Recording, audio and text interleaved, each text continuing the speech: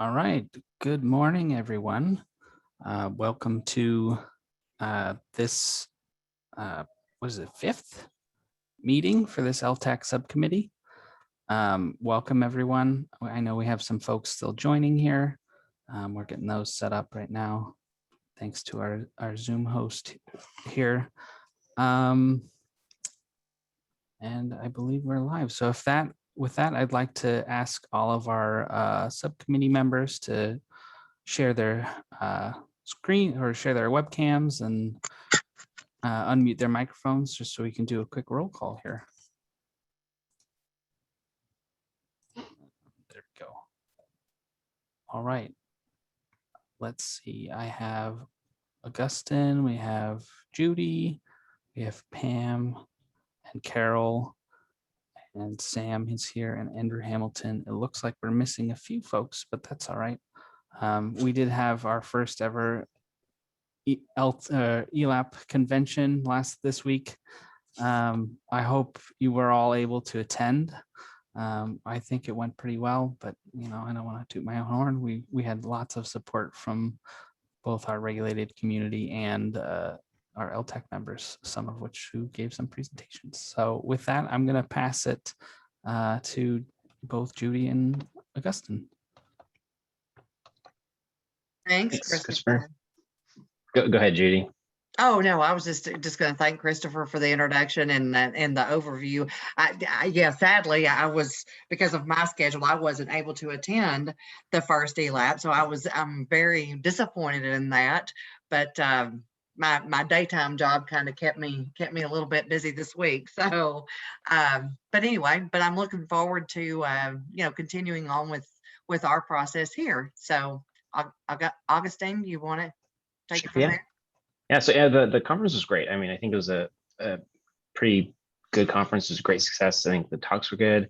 People seemed to like it. A lot of questions, a lot of involvement from the community. So it was pretty good. And you could watch it recorded. I think the YouTube links are live. So if you want to check those out, it's still available. Yeah, but so we'll get going with the agenda. So we did the roll call. The items from last meeting that we want to talk about is the big one is the one that Judy put together with the spreadsheet that was forwarded with the announcement.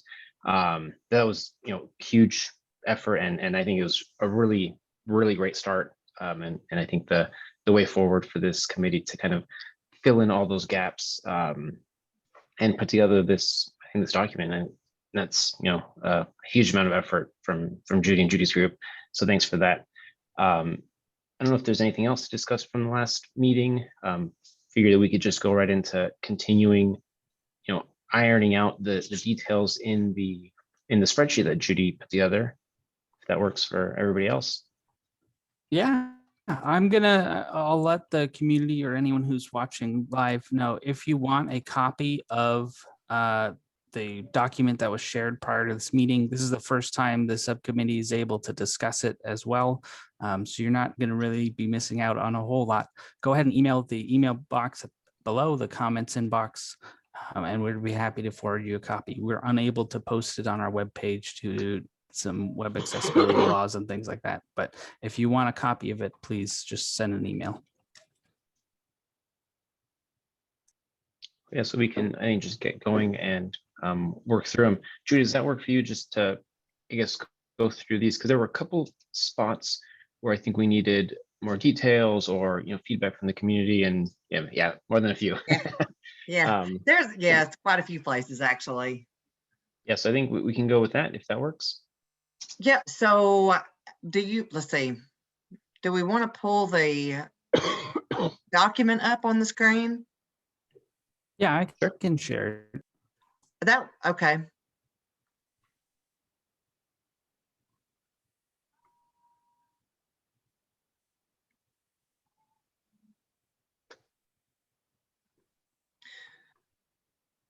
Okay, so one of the things that I think, if you scroll down the document, one of the things that I think that everybody kind of noticed right off the bat was that there are several places where there's yellow highlights.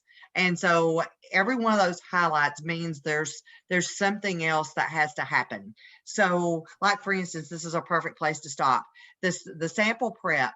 So where we talk about see proposed procedure, if that says that, that means that in this particular case, the method is to be determined. So there's not a method reference that we can go to start this process. This is so different that we're having to propose, or the laboratory or whoever's having to propose something completely different. So in order to understand what the source is, you've got to go to the actual proposed procedure and understand that that this will be something that will be developed by the lab.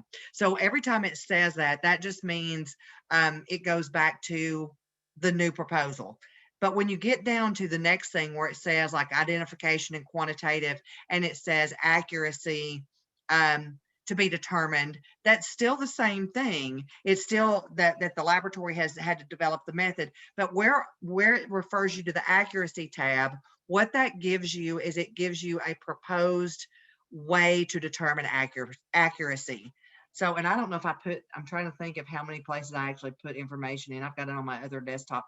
Okay, so I copied that. You see up at the top, I copied that directly out of the ATP for the Clean Water Act and gave the reference that it was reprinted from there. Of course, government documents, they're always available for us to use and even bring things, from those documents into something we're using, but it's always good to say where we're getting it from. So this is actually reprinted from that. And so the purpose of this is to show, a person that a way to actually determine or give a starting point for accuracy. So if you look on here, it's got organic and inorganic metals, and it gives some ideas of what the performance should be. So when you go through, as you're developing a method, when you go through the measures that are necessary to come up with accuracy criteria, this kind of gives you an idea. It's kind of the litmus test, if you will, that lets you know that the numbers that you're coming up with are common or commonly accepted or normal, if you will. I don't know that anything's normal that we do, but I mean, from the standpoint of acceptable, we've got acceptable criteria. SW 846 does the same thing. So everybody knows the 70 to 130, right? So when you do something in SW 846 and come up with accuracy criteria, 70 to 130 is where everybody likes to start. We all know that majority of the SVOC compounds don't hit that criteria, but we also know that if we target that, we'll have our instrument optimization set up and our prep method set up in the best way possible to give us the best recoveries that we can get. So that's the purpose of having a target. Doesn't mean you got to hit it, but it means that, it gives you an idea of a place to go.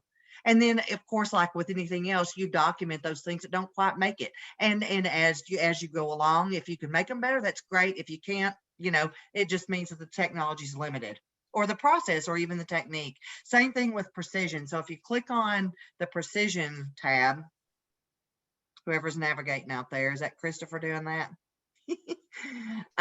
This again came straight out of the ATP, and this is section 3.14, and it just gives you an idea of a way to calculate precision. Trying to see when you get down here to the bottom.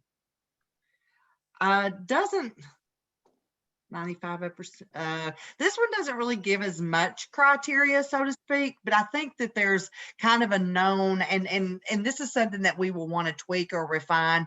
Might want to add information on this. So I even put a note on here. It says, "Is this the best representation? What's everybody's thoughts on this?"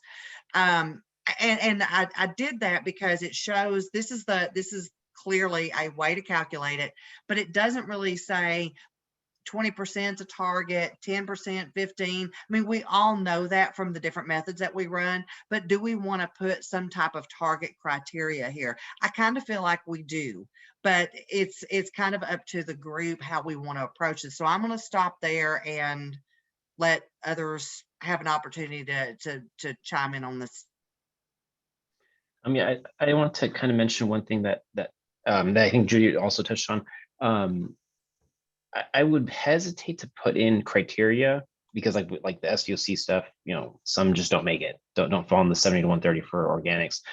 So I think it'd be great to have, like you mentioned, say, oh, this is your target, and if something is outside document it here. That way whoever's assessing the performance of the method can say, okay, well, this control chart, percent recovery is 20 to 190% or something, and see if it's something that might be suitable, or maybe it's a deal breaker for the end user, and then they can reevaluate, say, no, this doesn't meet our minimum criteria.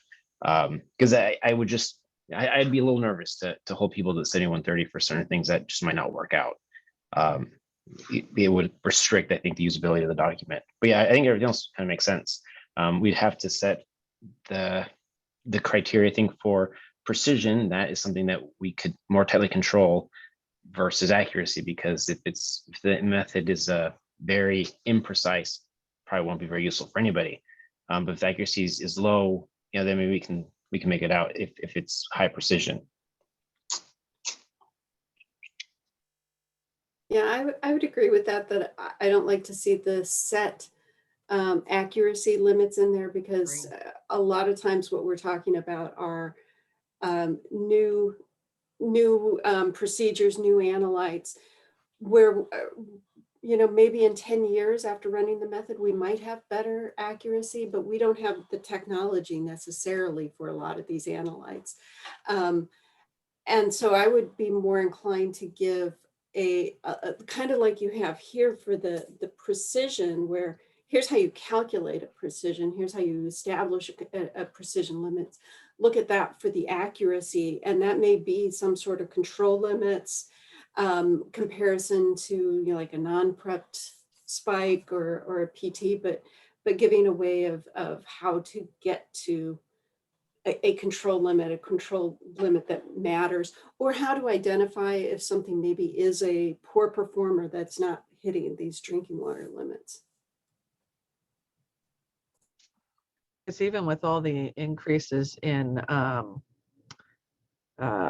instrumentation, there are still those poor performers in the 8270 method that you're never going to meet that 70 to 130 criteria in everyday work. You might, if that's the only thing you focus on for a week and a half and nothing else goes through the instrument, and you've switched everything out, that you might get those limits, but you're not. So it's ultimately going to be an end user's call as to whether that's something that they can live with or not. And the hope is to improve them. But yeah, setting a criteria that needs to be met I have the feeling will deter people from wanting to use this instead of encouraging them to. Absolutely. I wanted to also mention that for when I was scanning through documents for microbiology, and one of the documents, it's called Method Validation of a US EPA Microbiological Methods of Analysis. It does actually provide a formula that you can use to calculate precision, and essentially it's the coefficient of variation calculation. It's standard deviation measurements divided by the mean times 100. So I think it's a simple approach, but it could be worthwhile to add on there. Yeah, I agree with that. One of the things that we haven't done at this point yet, and I think we'll get to it, is to add some of the more specific things that doesn't necessarily fit just basic chemistry. I mean, it's funny because in the environmental industry, we always talk about things as if it applies to everything, when really most of what we reference is chemistry, and biology, just kind of the micro part of it, just kind of takes a lesser less attention, and it's not on purpose. It's just everything seems to be so chemistry driven. So I love the point, and I appreciate that, and we will definitely make sure, Sam, that we add some information for micro. And I also appreciate all the comments on the setting criteria for accuracy and precision. That I was kind of hoping that everybody would kind of want to go to the idea of calculating and maybe just using, putting in some suggested, or not necessarily some suggested, but some target limits, but not established limits. And I like the idea of doing that. I mean, anybody who's developing a method needs to understand clearly that you want to be as close to 100% recovery as possible, But I mean, we also know that that's not really that possible. So especially with the differences in the analytes, you know, going from volatiles to semi-volatiles and then other analytes that are in there, even metals in different types of matrices, it's hard to get them back out. So, you know, so it's good to have the targets, but it's also good to understand that there's a reality to it. I mean, I think anybody who's ever looked at the DoD QSM and looked at the limits tables in there, you know, they're all over the map, but they're actually more realistic than most people even realize, because if you look at your own performance as a laboratory, you notice that you fit that criteria. And at the end of the day, DoD went out to every laboratory that is DoD accredited, brought those limits together. A company out of Colorado, Neptune and Company, put all of that together and it reestablished those limits. And interestingly enough, you know, when you look at them, you say to yourself, yeah, that's real. So, and that's what we got to look at here. We got to realize that there is a real piece to this. And whether you're talking about drinking water or groundwater or whichever kind of water, you know, you're going to see a different level of performance. And I think everybody needs to know and understand that and just keep it in mind. Yeah, I go liked. ahead. Well, I'll jump back to because I got to control everything, so I got to direct where we get to go. But I liked the kind of the layout here from US EPA. So I think what we'd want to do is we want to have like a list of parameters, and then we could say like, okay, here's US EPA's limit if you're doing wastewater. Here's US EPA's limit if you're doing drinking that's water, that kind of good. thing. So that way we'd have a list of like, here's the referenced targets. So if you're going for one of these, you should really be close if you don't hit those. And especially if you want to move this method, if you want to move your particular method to anywhere outside of California, and you're going to be using it in terms of a national method, you have to hit these limits because this is what the US EPA is going to look at. So if we have like a list of like, here's all the QC criteria, maybe define what they are via reference or whatever. I know for micro and especially Peter, none of this means anything to you really. but if we have like a list of like, these are the things that you should really have, and then here's the EPA's target, I think that would be a good idea. But yeah, we don't really want to say like it has to be 70 to 130, because we all know that like you're not going to need that for every method, especially if you're kind of using it as a general shotgun screening type method. They don't necessarily need that tight recovery. So, and in all fairness, for Peter's benefit, I will recognize that in aquatic tox testing, there is water quality testing that has to be done that has limit criteria for performance. So this speaks to that. We can't help out so much with the organisms and that kind of thing, but from the standpoint of the chemistry side and the micro side of that, there is some help there. So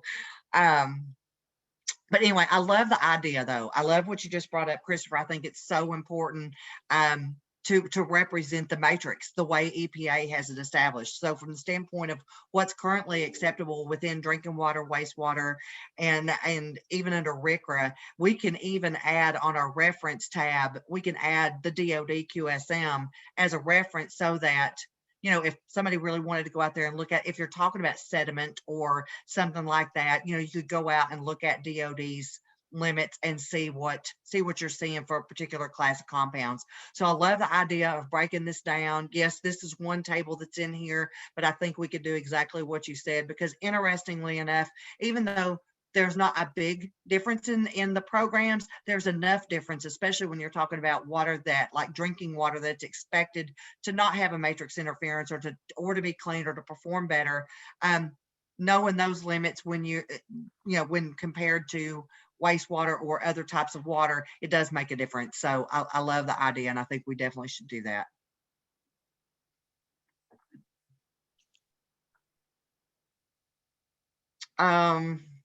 So let's see, where do we want to go from here? I think we've got a sufficient understanding of how we would all like to see precision and accuracy represented. One of the places where I didn't put any information in is on RSD. And that's a calculation. I mean, we're talking about relative standard deviation. there's nothing special about how you calculate that. So again, RSD, it's another one of those things. It's mainly, I'm not gonna say limited, but its main use has been in organic testing. So there's, in just about every organic method, there's some type of RSD criteria. I think it's usually around 20%, 15 to 20%, might be 10% in some methods. But the purpose of it is to give a representation of performance. So what we may do is we may put a calculation for RSD and maybe put a little bit of reference information as to what it's used for, and maybe some known criteria for it, is what I'm thinking. Because if I'm somebody that's not familiar with analytical testing, I mean, clearly I'm not going to be looking at this if I'm not at all familiar, but I mean, if I've never done it and somebody hands me this document and I flip over to this tab because our general tab tells us to look at this particular one, I'm going to go over here and I'm going to see this calculation. I want to see some type of something that says what's normal, what am I looking for? So that would be, for me, the purpose of the reference info for the known criteria. Does that sound fair to everybody? I mean, it doesn't change. I mean, those methods hadn't changed in forever and a day. So, I mean, that criteria, the RSD criteria, hasn't been touched as far as I know. Even when they tweaked the 600 series methods, I don't even think the RSD criteria got changed there. So, one thing about the stability of it's really good. Yeah, I mean, a lot of the RSD is based on the instrumentation itself, not so much specifically about the individual compounds. Yep.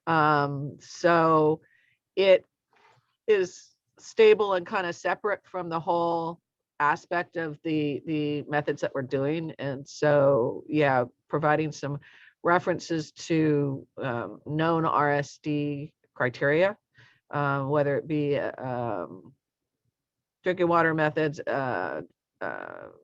wastewater methods, whatever. I've noticed that most of them have basically the same calibration type criteria associated with them. And so it's obvious that it's a instrument specific criteria versus a method specific. And I like that idea of just providing them with, this is typically what the criteria has been moving forward. So not to necessarily say you need to meet this criteria, but this is the typical type of criteria. There may be something, slightly different. And especially with some of these new instrumentations out, we really don't know all of their capabilities yet. We haven't really pushed them to their limits. And so by providing a typical reference, then we're leaving it open for them to, verify and validate that this is a unique situation. And kind of along those lines, do you guys think it would be helpful to include like a blurb or some amount of text to explain what these things are for? Because as I usually mentioned, somebody who's not familiar with analytical testing probably won't be looking at it, but you could have somebody who is maybe new or trying to develop a new technique that they're not familiar with. Maybe it'll help. It's like, why do we need RSD? Or like Carol said, that it's dependent on instruments, not so much analytes or the method or the matrix or anything. Would that be helpful, you guys think? Or Truthfully, definitions would be good, especially for end users. Just in all of the regulators that I deal with here at the state, if they don't understand the definition, they have a hard time applying knowledge to it. For them, a reporting limit in one sense means a detection limit. In another sense, it means more of a quantitation limit. And until you understand their definition of it, you can't understand the questions that they're asking. So it might be beneficial for the end users side to have definitions of what these particular assets. So what accuracy is, what precision is, what an RSD information provides you. I think it doesn't hurt to remind us chemists what the formal definition is, not necessarily the one-off definition that we've started using in our own laboratories. And I am just as guilty of that. So I think sometimes it's beneficial to do that and provide that kind of information. So at least when everybody's looking at this, they all understand what what is meant by RSD in terms of this document. You know, it's a great point. I have to add this to what you just said, Carol, because this is so timely. One of the things that one of our folks did, he's in customer service. He was going to put together, or he has put together a an acronym list. And so thinking that, oh, this is going to be, you know, an easy project. And I'm not saying that was his thoughts, but I'm saying I don't think he had any idea what he was getting himself into. So he sent this to me. Hey, I need somebody to review this. Who do you think I should send this to? So I open it up. I get down to line 400 and something, and I'm like, oh my gosh. And so I'm looking at this and I'm going, but these are normal acronyms for us. Now, they're not all used, you know, on a regular basis. I mean, it's not, I mean, there was terms as common as MDL, RL, stuff like that, LOD, LOQ. But then there were other terms that you don't think about unless you just really sit down, you know, and really kind of concentrate on it. But there wasn't anything on there that I thought, that probably shouldn't be on there. And then I added like 10 more while I was on there with him. And, you know, looking at this, and I'm thinking, oh my gosh, we're in a crazy business, you know, but it's the same thing. So, I mean, so to think that everybody who comes into this industry could possibly know what RSD means, you know, and how it calculates and what it applies to, I mean, I think it's an overrated assumption. Well, if you look at the Clean Water Act methods, they don't talk about LCSs. They talk about field LFBs? spikes, yeah, and that kind of stuff, which I read, and it's the exact same thing, but it's their terminology for it. And I do spend a lot of time explaining to, you know, regulators laboratory language, and I got a taste of how they feel in the aspect of, I do manage 2 IT staff who take care of our limbs. And when they start, when we meet and they start discussing a project, and they're, you know, interchanging between the 2 of them, and they're throwing all their acronyms and things around, and I'm just kind of like, whoa. And I go, I completely understand how our poor regulators feel and how our end users feel, because they have no clue.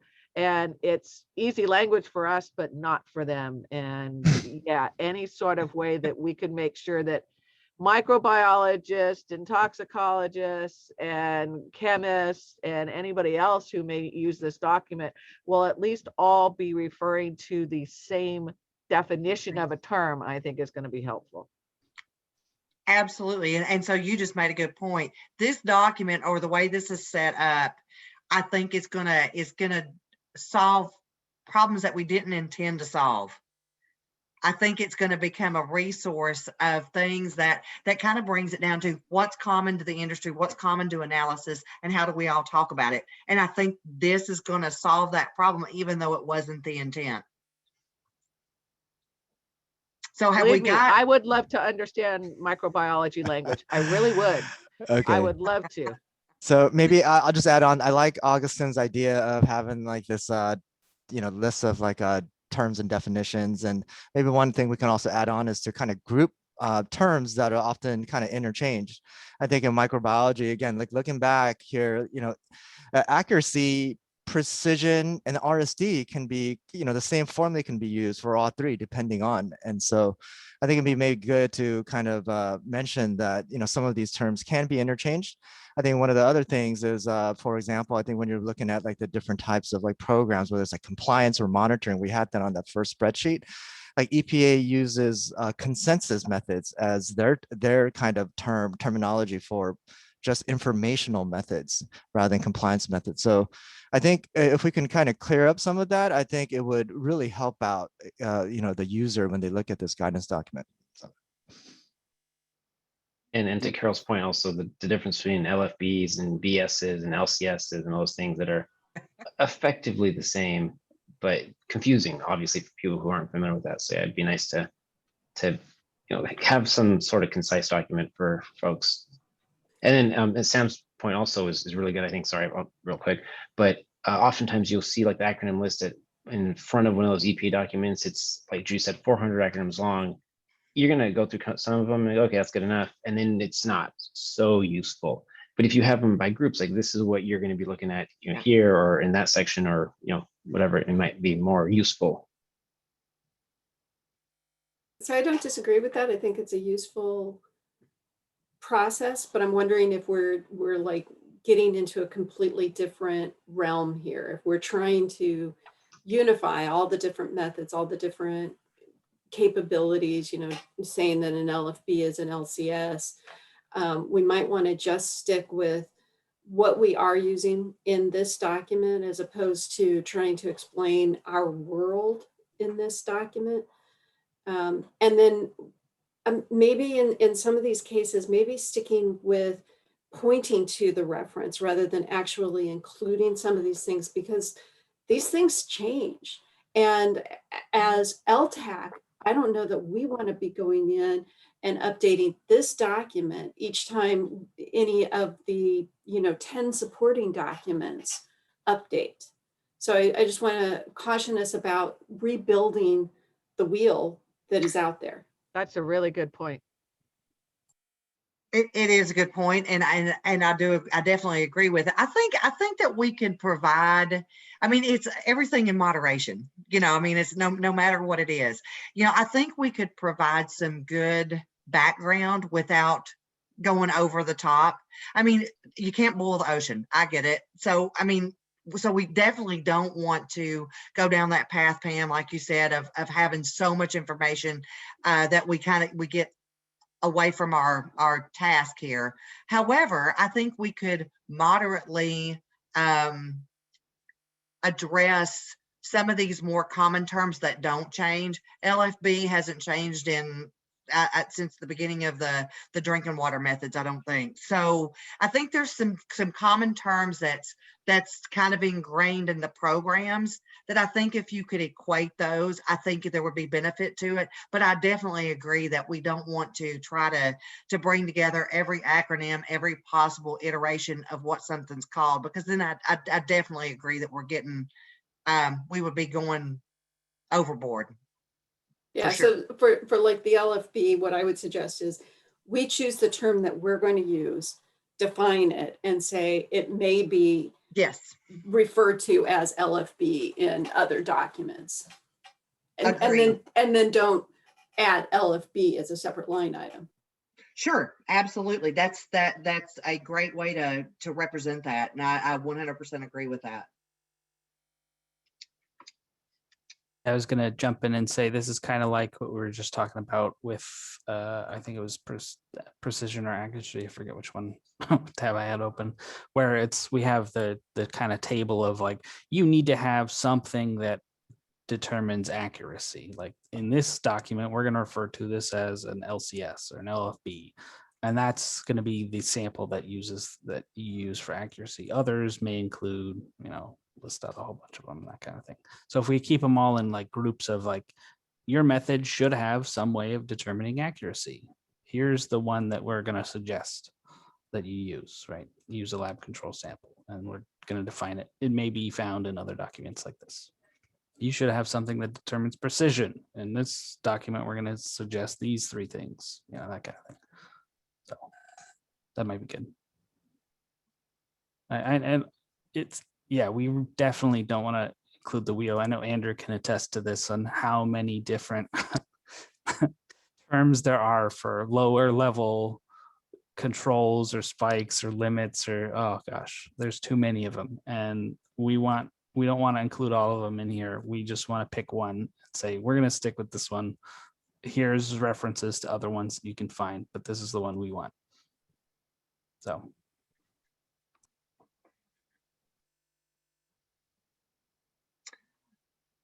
Are any other comments or questions or suggestions on the RSD tab? Okay, I guess we'll go ahead and move to RSE, although there's nothing on that tab, and it's same note, add a calculation. And I'm not going to get into a huge discussion on our RSE because it's new, but I will tell you this, there is an assessment forum that is going to be going on out in Washington for NEMIC this year, TNI and NEMIC. And as the chair of that assessment forum, I can tell you this is a topic that we are going to address. Aaron Alger, who was formerly with the state of Pennsylvania, in charge of their accreditation program, is going to be giving this talk on this. And there's 4 topics that we've chosen in it. And the big deal with it, it's the move from the 2009 to the 2016 standard. And what we've done is we've gotten ideas, if you will, from auditors who have gone into the laboratories, and this is feedback from them on what they're struggling with, and this is one of the topics. So I think one of the things that we do here, we add a calculation for it. We do like we're doing with others, we add an explanation as to what it's used for. One of the things that we want to see happen with RSE is we want to see it truly replace linear regression at some point, correlation coefficient, because this is more representative of the performance of calibration curve. So I think the biggest thing here, there's not any criteria that's established, if you will, in the TNI standard. However, it goes along with RSD. So I would think that target criteria would be very similar, because I think the language actually says if you're using RSE for a method that currently has RSD criteria, that you're to use the limits, the performance limits for RSD. So I say all that to say this will complement information that's on the RSD tab. Any thoughts on this? I completely agree with you that we need to encourage RSE over the RSD and all of that. I'm a little hesitant to say that we are providing a calculation, because as you said, this is going through so much change and revision and speculation at this point, that I would say that we point to some place that has RSE, because I have a feeling that RSE is where we're going to see changes in our industry frequently. Yep, that's a good point. The other option is that we could provide an example calculation the way it sits today and clearly label it as such, and point to a reference of where it, of where it may have potentially changed, if you will. Yeah, and maybe even add language to encourage people to look at the RSE and to provide their supporting document of which RSE how they are evaluating RSE, because I think that there might be different ways. And then, yeah, there's a little bit of statistical knowledge there, but you kind of have to then support why you're providing that for your document. Well, there's a lot of interest in the industry right now from the standpoint of the ACIO membership for the environmental sciences section, as well as the Environmental Monitoring Coalition, and also within TNI, to kind of make a push for moving away from correlation coefficient and moving towards RSE, and actually even taking correlation coefficient out of the EPA methods. So clearly that's not something that's going to happen before I retire, but it will eventually, it will happen, I believe. But it's going to be that consistency and persistency, if you will, to get it done. So anyway, but this is a great alternative to that. Right. And I agree with what you just typed there about that it's a replacement for the correlation coefficient. I think we should allow that to be happening, because if we make a document that says we have to have both RSE and the correlation coefficient, we're going to get ourselves in a dangerous situation. Yeah. Yeah. I think I like to think of this as kind of the theme that we've been talking about, of like, the method should have some way to evaluate this. Here's some options, right? Because like we've discussed, this is supposed to be broad use for a whole bunch of different possibilities. And so yeah, maybe, based on the reference method that they're modifying that says use RSD, well, they should use RSD rather than RSE or correlation coefficients or that kind of thing. And just having some options of like, pick one of these and explain what you did with your method and why you picked this one, right? Because that's really the information the regulator needs to know is what do they do and why do they do it? And then the regulator will then determine, is this useful for what I want to see, right? I would make one more suggestion that if you want to put an example calculation, you state that as of the print date of this document, this is how it was calculated. And then you put your example, and then under it, you say, refer to the current version of the regulations for the current process of calculation and any prescribed requirements. And that way we specify very clearly that this is the way it was calculated at the time of the document. We're not stating that's the calculation you're supposed to use. We automatically refer them to the current reference document and say, you need to look here and you need to do it this way. Yeah, I think that's a great way to reference it. It draws attention to where it came from, and it draws attention to the fact that this is something that's new and it could be changing, and here's a way to keep up with it. Yeah, oddly enough, not that I really think this is odd, there's been a lot of question around this within T&I. They have the standard interpretation request process. So anybody outside, anybody that's a member of the organization, or even somebody who just has a question, can send in a standard interpretation request. And there's been a number come through on RSE and several of the other things in the 2016 standard, mainly on the chemistry module. But anyway, so that's where we get a lot of our focus from for certain, for the specifics of certain things. It's the things that we have basically documented as being questions to the stakeholder group. So anyway, I think there's going to be a lot of value to this particular tab, and I think as time wears, as time goes on, we'll have things will move more to RSE, and it will become more common, to all of us who are interested in the chemistry and the analysis and the representation of that. Okay, any other comments on this one? All right, click on average RF. There's nothing written there. I'm just saying. But average RF, it's in the methods. It's what you use for quantitation in majority of your organic methods. So I'm going to say we'll put a calculation here for average RF because it doesn't change. It is what it is. And then just kind of maybe explain the purpose of it and leave it as is. How does that sound? That's perfect. And then we can give people the option, if it's relevant or not, use it or not use it, like Christopher mentioned. Absolutely. This is for the person who's looking at the checklist and they go, average RF, not sure what that's for. And it says, see tab for additional information or whatever. So they go over, they click on it, they look at it and they go, oh, this doesn't even apply to what we're doing. So good, but I at least now know what it's for. So, and then they can just ignore it and move on. So anyway, that would be the purpose of it. And kind of the same thing with the next one, linear regression. I mean, we can obviously do a little bit more explanation about what linear regression is. I mean, most everybody knows what it is, but it's not used for everything. Sometimes it is the, what do you call it? The alternate for average RF. If average RF doesn't meet, you go to linear regression.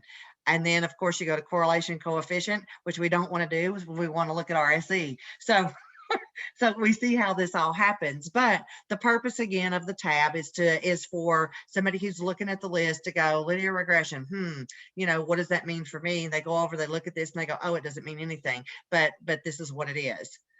Anything else on linear regressions? Anybody got any Well, what I would suggest is that we take the very next tab that you're about to go into, which is calibration, and pull it forward before RSE. And then in Agreed. that tab, say, you are going to choose an RSE or an average RF or a linear regression. See appropriate tabs so that they don't get hung up on, does this a tab apply to me? They go to the calibration tab, choose it there. And that's a good point. So what we might want to do is we might want to relabel those following tabs with some kind of leading word like calibration, and then put RSE, calibration, average RF, calibration, linear regression, something like that to show that they're all tied together. Yeah, that makes sense, because we're not going to use average RF for anything other than a calibration, right? Right. So, Yeah.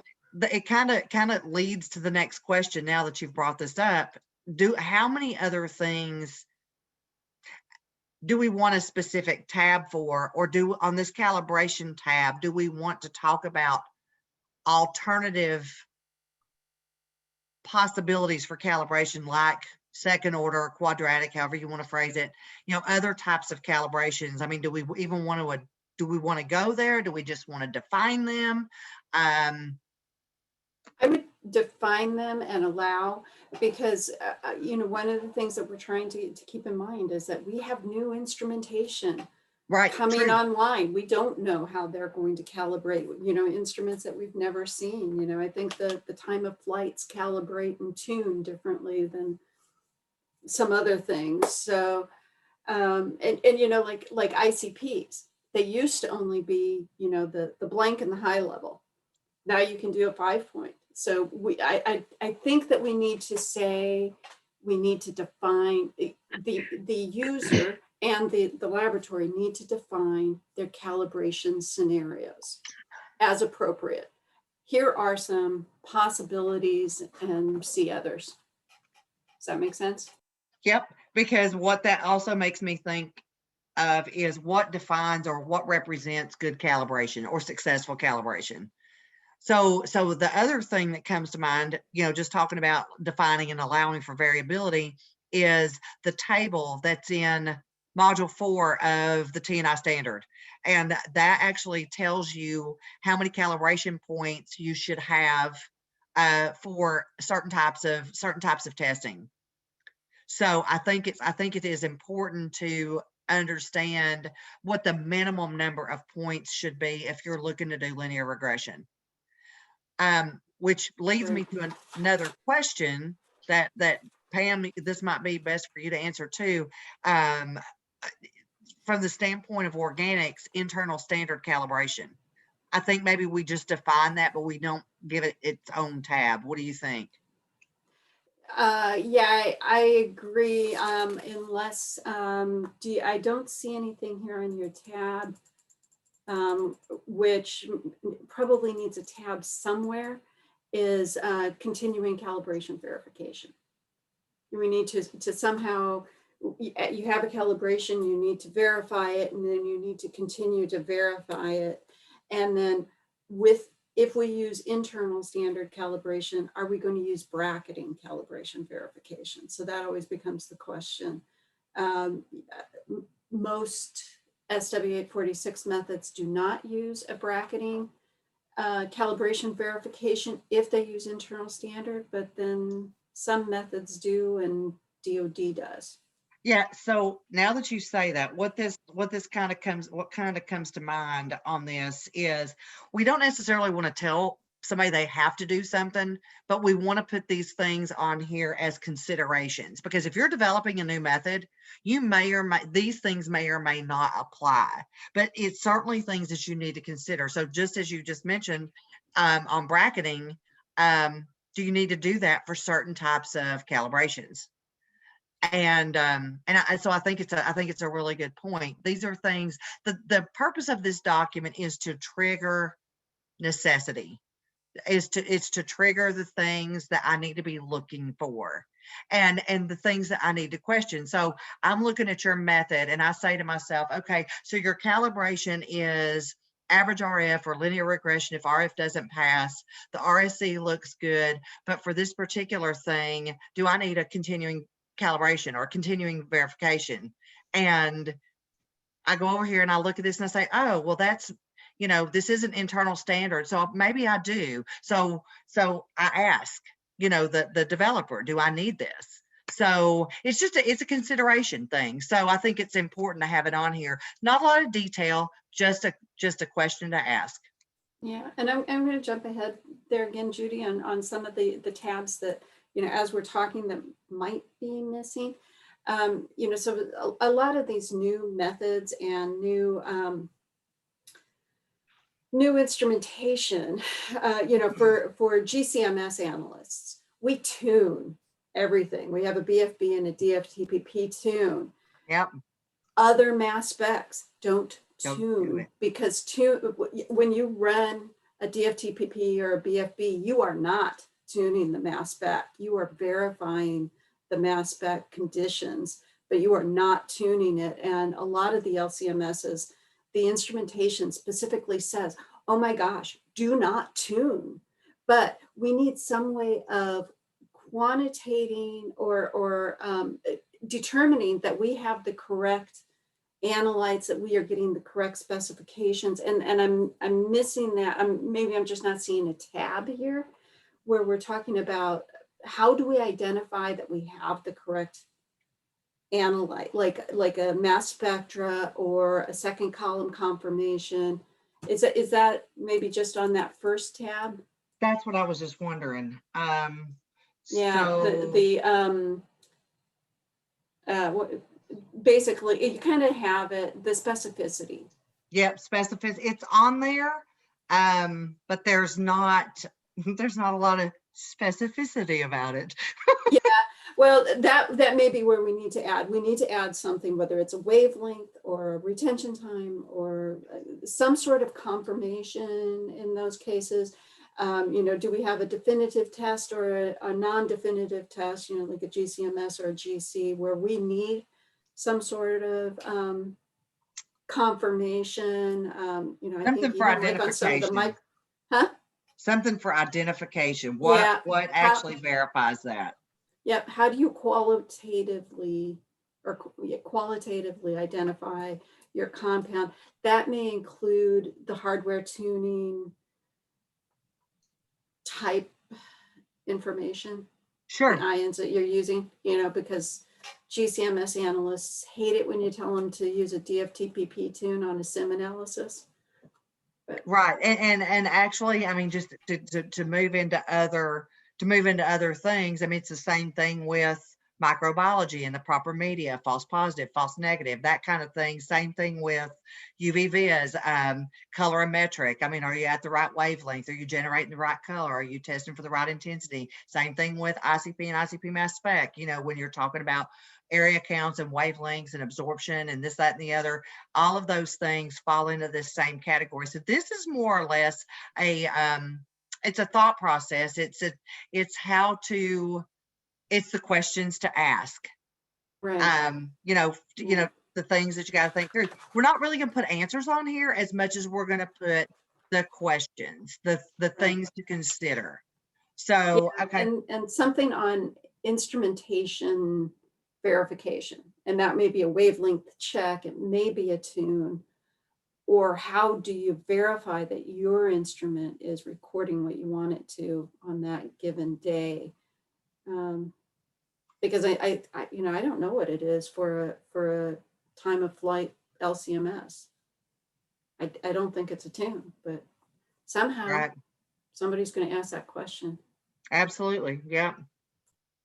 And honestly, I mean, when you get down into something like PCR, you've got qPCR and digital PCR. So I mean, there's a lot of considerations that the questions can be general, but they actually get to the answer that you're looking for. This is going to evolve. I can see it now. Yeah, I'm sorry to jump ahead. It's just these things made me think of that. No, it was the next tab anyway. So it's Okay. that's the reason why it was kind of a blank canvas. Didn't really know what needed to go here, and it's kind of up to this team, you know, to decide what should be on this calibration tab, because calibration is a big subject. I mean, sure, you say I've got X and a Y, and I you know, I can derive a number from that as long as I've got information that I can rely on, but how do you get to that information, and what's on the X and Y, and how do you guarantee that what you're putting on there is the right thing? So from the standpoint of calibration, there's a lot of information that can be covered here, and I think this is a great start. I think once we get some things on here and start getting organized, I think it will kind of all come together. And one other thing that I wanted to also bring up with the calibration is that there are other techniques like Pam mentioned that maybe won't fit a quadratic or a linear regression or an average RF, that it could be a cubic or something weird that we don't know. I think that should be allowed. And when you talk about defining and allowing for variability, I think not locking people down to these very today's technology requirements would be helpful to make it a little more functional and having to do less maintenance on the document going forward. And one thing also to mention about specificity, should we also put in like points of identification? So the EU has some guidance, I forget what it is, but they have a minimum number of points of identification. So if you want to say that a compound is what you think it is, it must have the right primary and secondary or quantifying ions if it's GCMS, and the right retention time, and or it could be an MRM where you have MSMS type technology and you have to have 2 different MRMs, and these are worth different amounts of points for identification. Should we have something like that of examples of points of identification, either retention time or masses or qualifier masses, or how many qualifying and quantifying ions you have in there, or something like that? Does that make sense, or is that too prescriptive and too much effort, I guess, to put into this? Well, I almost think that what you would do is you would reference the manufacturer's recommendations on things like that, because each, PerkinElmer, whether it's PerkinElmer, Agilent, Shimadzu, whoever it is we're talking about, they all have criteria for what they consider to be successful identification of whatever it is, whether it be compounds or, however they state it. So I think what you call out is manufacturers' guidelines and recommendations, and then you might list the reason why you're doing that, and give some examples, such as retention time, ions, I don't know, pick something from PCR, pick something from UV vis, whatever it is, just give some kind of examples of what you're looking to get from that manufacturer, because each one of them, for each different type, whether it be FIA, flow injection, whatever it is, there's going to be something that manufacturer is going to say has got to happen. And I think it's important that we call that out here, because in the EPA methods, some of them are so old that if we went directly by what they said, and this was, before 624 and 625 was revised, we were still looking at capillary columns. No, I'm sorry, packed columns, not capillary columns. So, you're looking at something and you're judging performance in a written method based on technology that's not even used anymore. So for here, you talk about the things that you would commonly look at and then point directly at the manufacturer. And we shouldn't exclude the possibility that this could be a screening method that's being developed, because screening methods are very valuable with contaminants of emerging concern. Yeah, and I think on the checklist, and that might be something that as we develop these tabs, we might add more to the checklist, because right now qualitative and screening is probably one of the least has some of the least choices on it. It basically has specificity on there and false positive, false negative. So you're absolutely right. There's more to screening than that. But we need to define what that is without confining the purpose for screening to where we make it into, it might as well be quantitative. So we need to understand, and I'm probably not the best person for that, but we need to understand what the true minimum is for the screening method. So as we develop this, we will probably revise that. Does that make sense? Yeah, and so don't focus screening just on the quantitative, whether it's quantitative or a screening. It could also be a qualitative determination, like, like the maximum potential or No, something. that, my apologies on that. No, I understand that. For me, screening is qualitative. And the reason why I may use the comment of quantitative is if we add too much criteria to screening, it almost becomes quantitative, is what I'm saying. That's why I'm saying if we leave it open the way Christopher's got it written on here, we should be able to define it over time, what things are truly necessary for screening. Because right now, like I said, the only thing on the list is false positive, false negative. I'm pretty sure it's more than just that, just to screen. So Can I ask But- a quick question? For the screening qualitative, are we thinking more like a presence absence kind of approach for this, or? yes, with a degree of certainty as to clearly as to the identification, as well as some level of sensitivity of understanding. Because I mean, even if you do a presence absence, you still need to know at what level I think that you're at. You know, I mean, because I mean, gross analysis versus micro analysis are two completely different things. Well, I was also looking at it that screening could be considered as like a maximum potential or even a minimum potential, like with the PFAS, the top where you're looking at the precursors. You know, you have no idea what the precursors are. You're just taking it through a process and then coming up with what you actually can identify. True. It's kind of like total PCBs versus individual aerochlors. Right, or maximum potential THMs. Yep. Yeah, I think it's important to include that kind of some measure of sensitivity, because I could say, oh yeah, I'm looking at this jar. I don't see any PCBs in here. It's non-detect.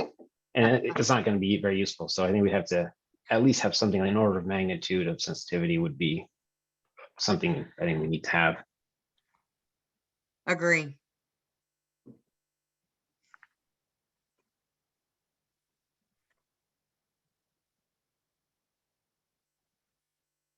Just checking for public comments.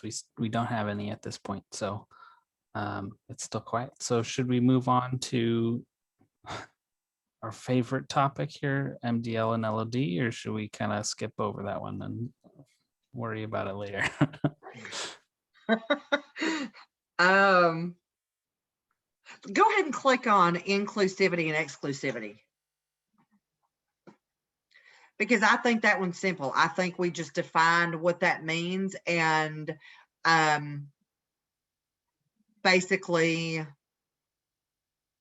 state how it's used. And again, it's a consideration point.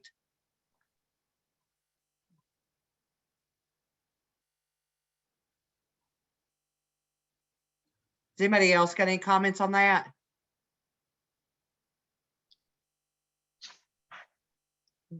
Because I mean, at the end of the day, inclusivity is what you expect to be able to detect. Exclusivity is what you don't want to be able to detect. So it's kind of like looking for interference, if you will, at a certain level. I might suggest that we keep it to the more simpler term, interferences and maybe a confirmation, because I think, in most of our EPA methods, they do have terms for interferences. They don't have something for exclusivity, and don't make it this more complicated. Yep, that's a good comment. Yeah, because the reality is I mean, we all know, especially with chromatography and with certain things, that there's things that interfere with, directly over the top of what you might be looking for. So I think it's really important that that the right amount of attention is given to this. I just don't know that there's a lot to say about it, except more or less to consider it and caution for it. Yeah, exactly. I mean, the method that's being developed needs to address potential interferences, but Yes. we can't say how that's going to be done. Right. Should we lump this into the ruggedness? I think you have a ruggedness tab at the end. Would it be kind of related? I feel like it might go kind of hand in hand, right? It's kind of related. I think when I think of ruggedness, I think of more of where it's going to break down, but an interference is more of the method is working perfectly, but you're giving a false positive in some case. Because of the presence of something. Because of the presence of something. But yeah, I mean, too many interferences, if you're trying to, you know, do a drinking water level on a sludge, you know, that's going to play into both the interference and the ruggedness. I do think though that the inclusivity and exclusivity does apply to micro. I don't know how interference and confirmation would apply, because looking at the EPA ATP method, they do specifically state inclusivity and exclusivity. When you're looking at, for example, like a culture method, you're trying to identify those organisms that are going to grow on that media, and then those that are not. And so I don't know how you'd kind of apply the interference confirmation if we're planning to replace you know, the inclusivity and exclusivity terms with interference and confirmation. Just wanted to mention that. No, I'm glad you brought that up, because I was also going to ask you, Sam, about that, because I know it's terms that are used commonly with micro, and I know that it's media driven. So the fact that you've added that information, that's exactly what I was going to ask from you. So thank you. Yeah.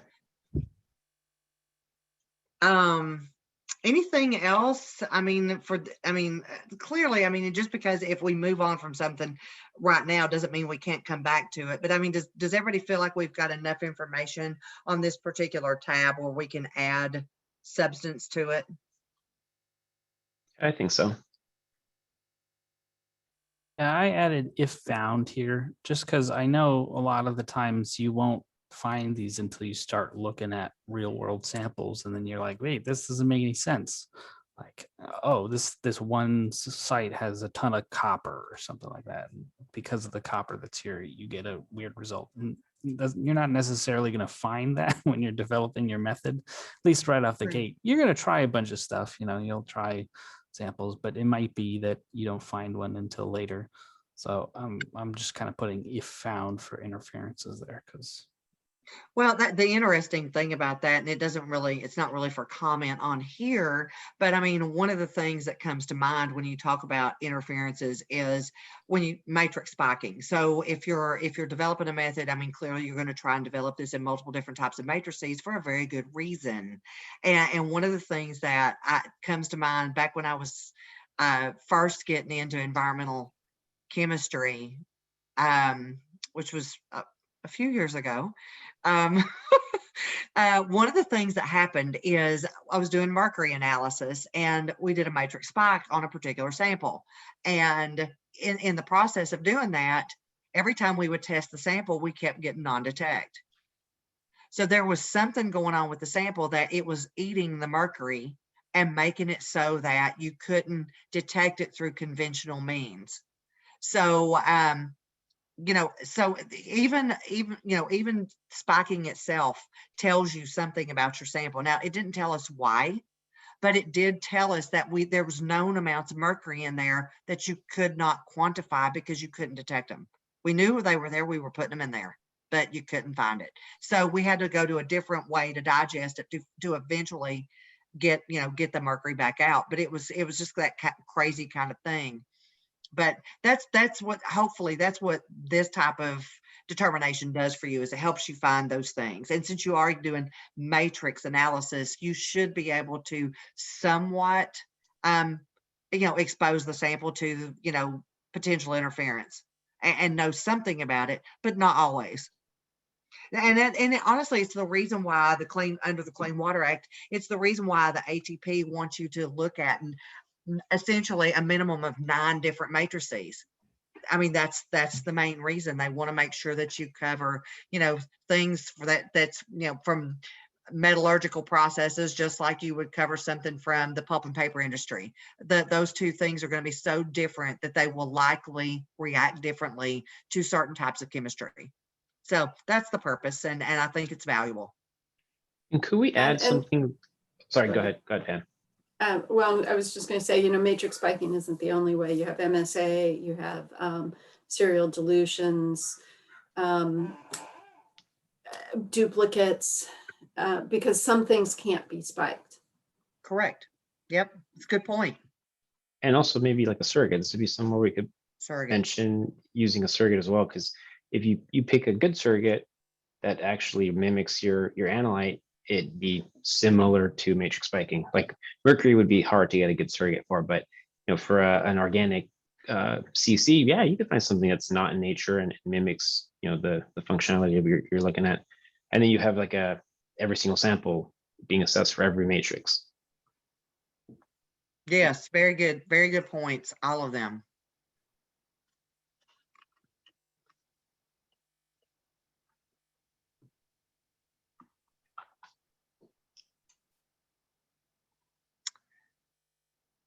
Anything else on this particular tab? The one next to it's MDL and LOD.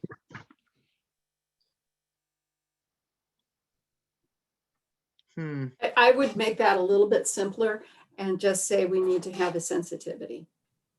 And not necessarily, I mean, for one thing, if we're going to go into micro and things like that, we are not going to have an MDL and LOD, thank goodness. So Super it's sensitivity. Yeah. Yep. Okay, so yes, so the name of the tab should be sensitivity. Mm-hmm. Love it.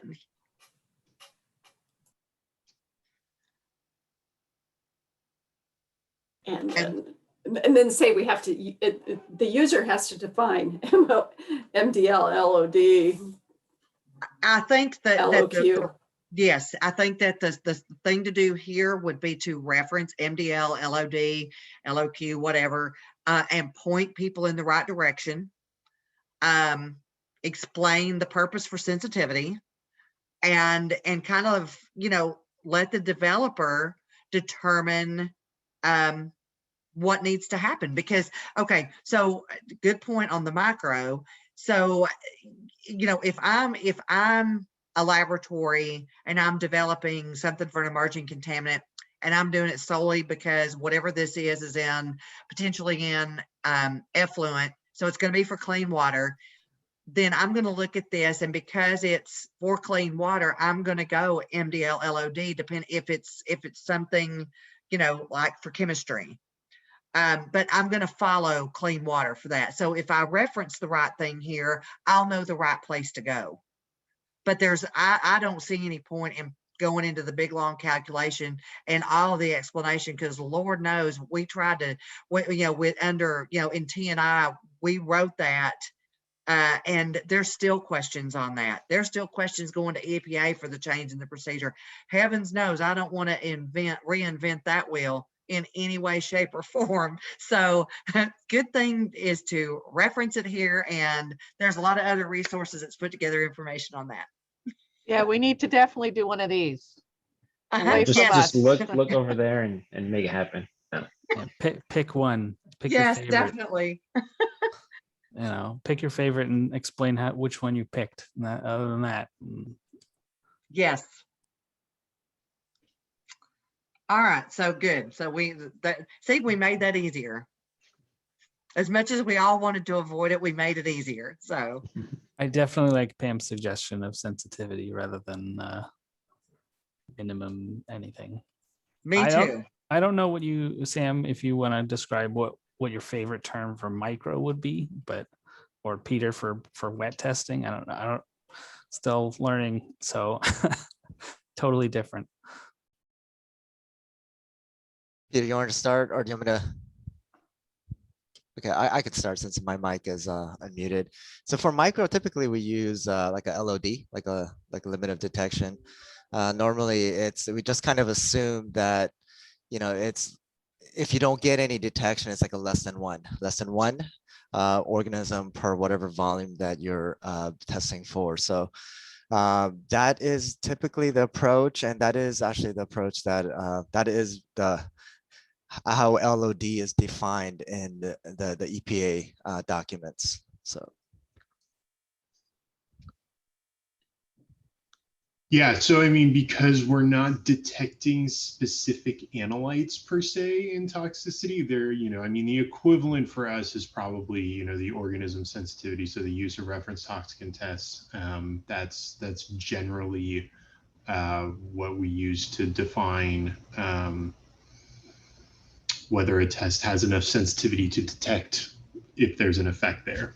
So I think that, just plugging in reference toxicants is probably the best way to describe that.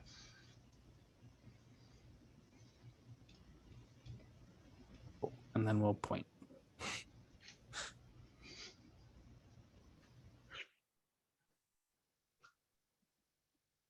All right. Anything else? I mean, there's other things. I mean, even for, for other types of chemistry, and again, I'm gonna go back to like qPCR and stuff like that. So there is a detection. Clearly, I mean, we're looking at DNA and replication, or RNA and replication, or whatever, whatever the focus is. But nevertheless, it's a different way of doing it. So a different way of representing less than value. And I don't know what it's called. I'm pretty sure it's a limit of detection in PCR as well, but I'm not sure how it's established. It actually has to do with how well you could replicate what you're starting with, as far as I know. So if you will type qPCR on there right below wet, I'll remember to get the proper term. Thanks. Yep. I know for the newest digital droplet one, I think it is LOB. Okay. Yep. Well, That's put correct. ddPCR on there too. Yeah, and it is Just a LOD reminder. for PCR. Yep.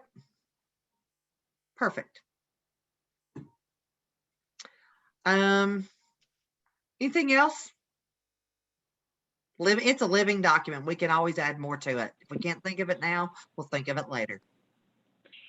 So this is Andrew. I just have it's one comment, and it kind of goes in line with us changing the tab to sensitivity. I think for the usability of this document, it might be good to have broad kind of categories of what we're trying to accomplish here, like Chris is talking about. When we're talking about accuracy, these are the ways that you can kind of determine accuracy of your method, and have these broad kind of strokes. And this is more for maybe not the developer, but more so someone that's probably reviewing the information and data that's submitted. Okay, they proved to me that this is accurate, and there's precision, and they've actually gone through the steps to determine, what that is. And so as we're doing that, like for instance, like the calibration, linear regression, and all those discussions, we might be able to lump it under one tab and kind of have it all under one discussion. We need to have a determination of how we're quantifying this, and if that's the right, if it's the right quantitation, right? And so that's just a suggestion as we're moving forward. I think everything that we've put in here so far has been, as far as content is needed, just maybe as far as the organization when we get to that point, just a suggestion. Yeah, I agree with that. I was, while we were going through this, I kind of had chapter 1 from SW846 pulled up, and looking at it in terms of a park. You have the precision, the accuracy, representative, comparability, completeness, and then they go in, they have, the bias, the repeatability, sensitivity. Some of these, that's really what we're hitting on, is what are the DQOs that we need to establish.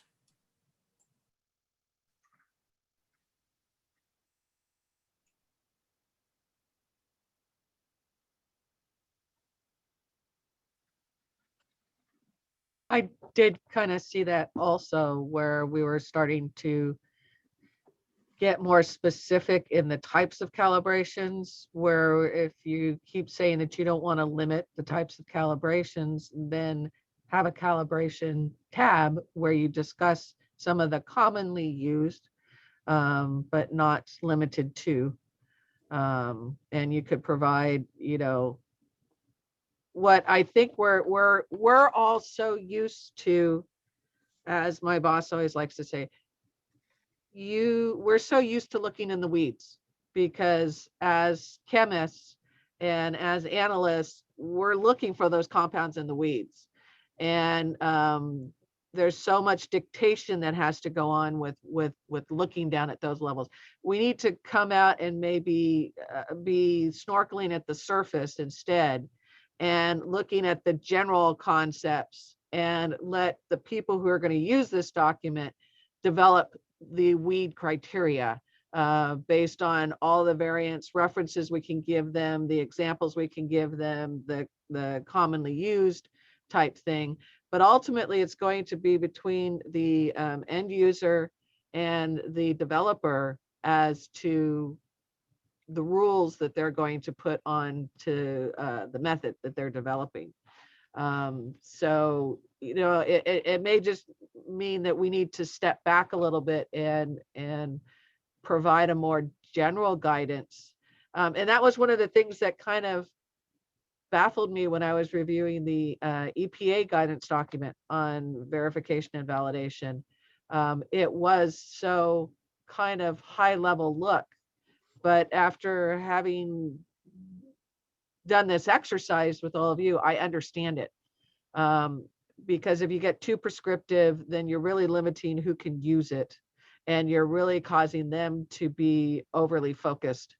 When we're trying to get them to develop these methods, because they're coming down the line and they're going to be necessary. And the prescriptive piece is going to come with the use of the method. You know, you start out being a little too loosey-goosey, and then you realize that there's issues that go along with it. And then it ends up being a push from industry itself to say, we need to tighten things up here. I saw that with air analysis. I mean, it was really, oh, well, we're just going to do a modification of this and say it represents the same thing. And then comparisons were done, and it found out that they were not reproducible, representative, and more defined rules came out of it. And I think that's what's going to happen with any of these methods that we're encouraging people to use this document for, is industry is going to drive ultimately what the final rules are going to be.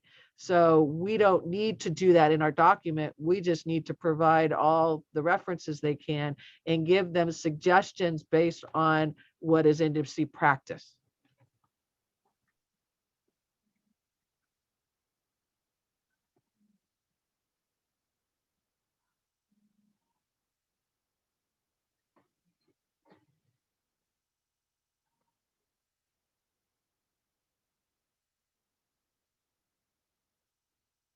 I think that's a great suggestion. I like that. Yeah, I do see us kind of working at this detailed level at the beginning, because that's really what we're all most comfortable with. And then towards, as we start building and building and building this level, we're going to kind of lump everything into a broader category. And it'll be a lot easier to kind of, at least in how I see this working, it'd be easier to explain the broad category once we know kind of like what our options are and what kind of things that we think the document should include. And really, we want to have kind of almost two documents in one. We want to have both that broad category for people who are going to be reviewing these established methods of like, okay, well, I need to keep in mind that I need to have some way of evaluating the sensitivity of this method to make sure it meets my sensitivity needs, right? But then we're going to have all of these suggestions for the people who develop the methods in terms of like, pick one. These are a lot of options. Each one has their pros and cons. You're developing it, you decide, and explain why. Why did you choose to use the MDL procedure? Why did you choose to use LQ, that kind of thing? So I think that would be good. But again, it's going to be easier once we have kind of a baseline of these are the options. Okay, now what's the broad category? What's the general trend? Yep. Absolutely. So anything else do we think needs to be added here? Any other notes, at least for now?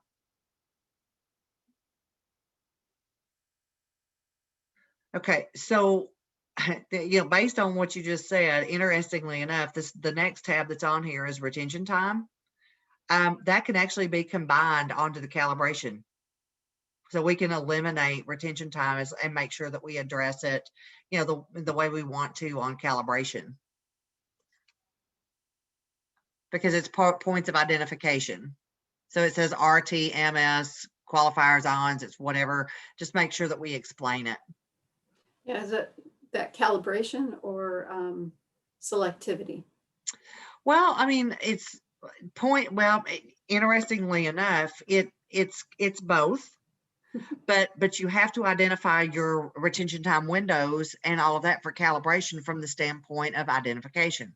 So it's kind of both. Oh, selectivity and calibration. That's good. I like that. And then we can include like the inclusivity, exclusivity. Well, maybe, I don't know. Maybe we'll leave that as a separate tab because it's a little different for both It is. micro and yeah.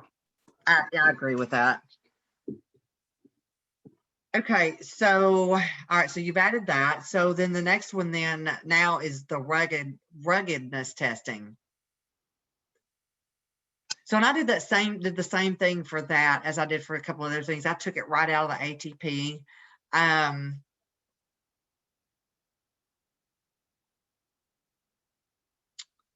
Trying to think of the best way to apply this. I mean, I think most everybody understands the concept of ruggedness testing. I'm not sure actually that really they do. I mean, when I discuss isotope dilution with people, they don't understand isotope dilution is more rugged. And so maybe we need to explain this via examples. Okay. Somewhat. You know, what makes a method more rugged? What makes a method less rugged? Okay. And I think, yep, I think that's a good note.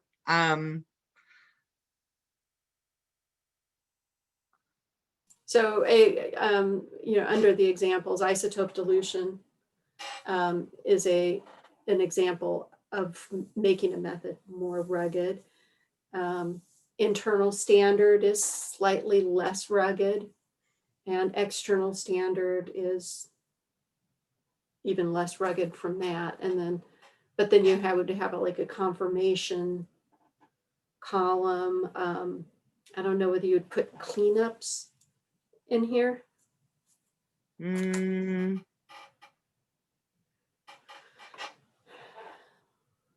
Something maybe like screening for ion interference in perchlorate tests.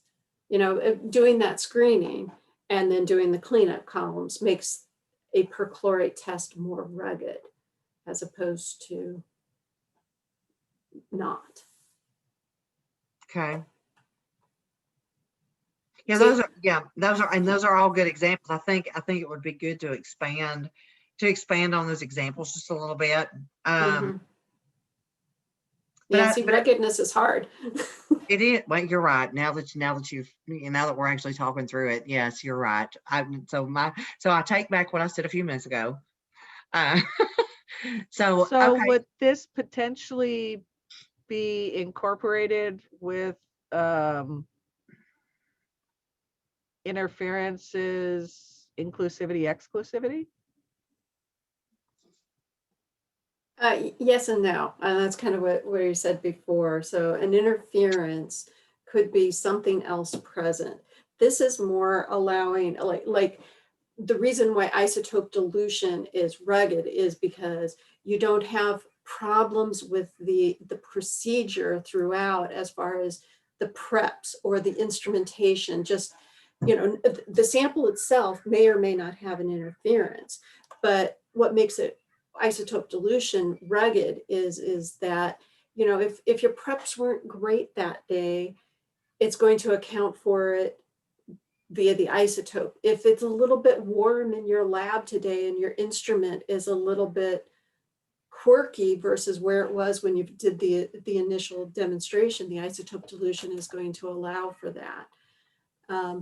So it's kind of ruggedness is maybe a little bit more just lab-based and less matrix-based. But it could also be matrix-based, so that's why it's complicated. But you know, we just have lab variability. The ruggedness kind of takes out. I mean, so Judy has it there at the top, where the extent to which the analytical method remains unaffected by minor variations in the operating conditions.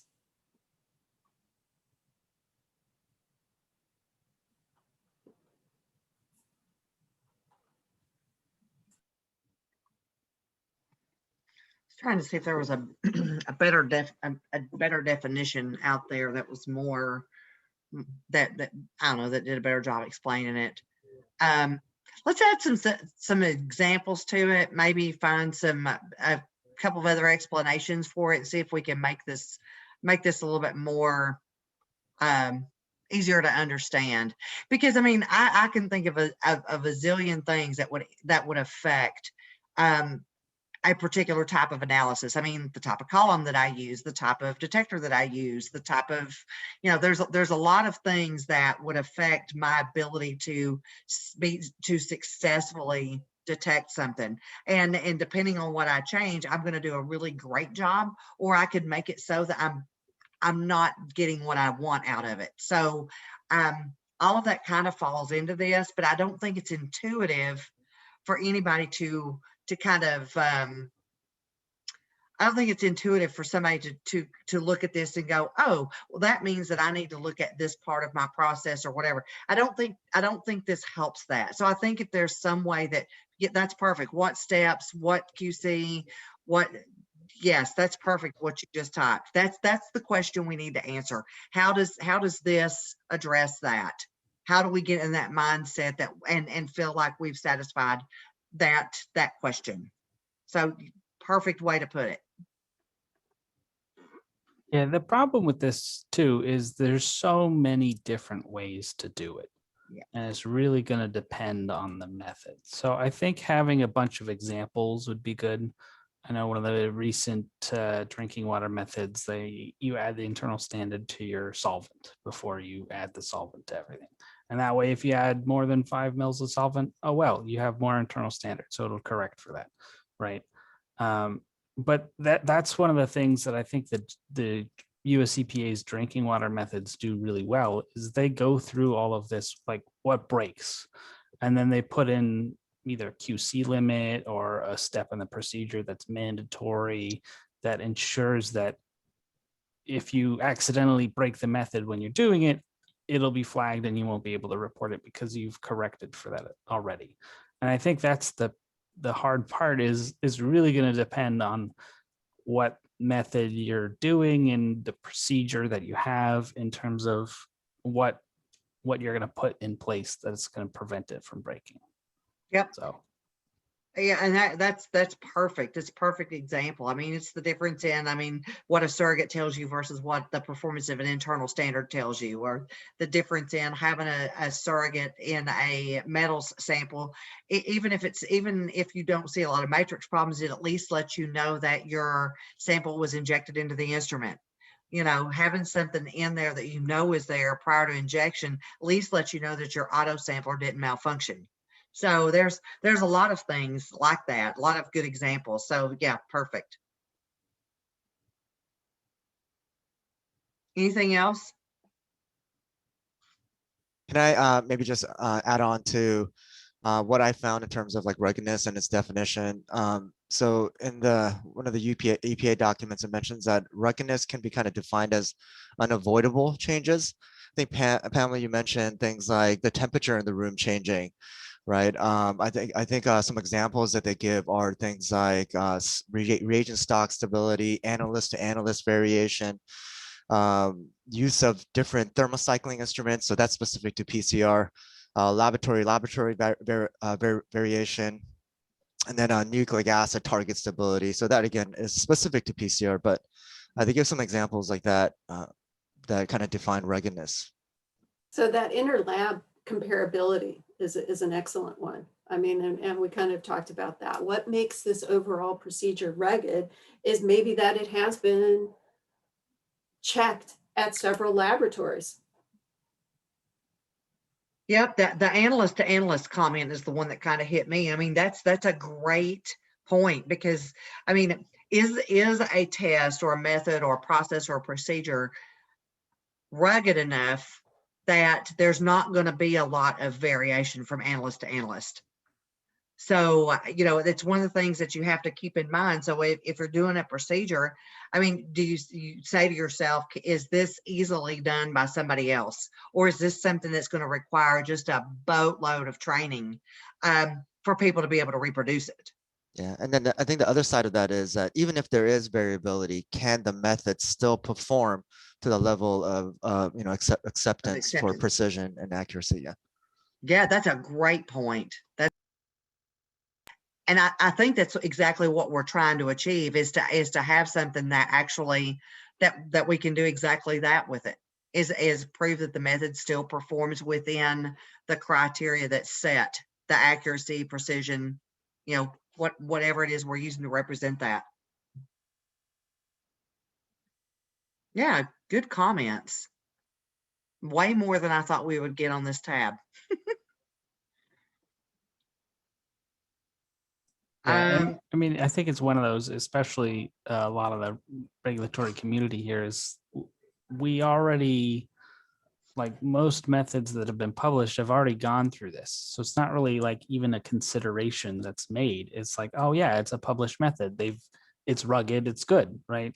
And this is kind of one of those like, whoa, wait, hold up. Like, what did it go through? Like, what level of ruggedness does it have? Did you do any interlaboratory calibration, or is it just one lab that did it? Was it just one analyst? Because like at that point, can somebody else do it?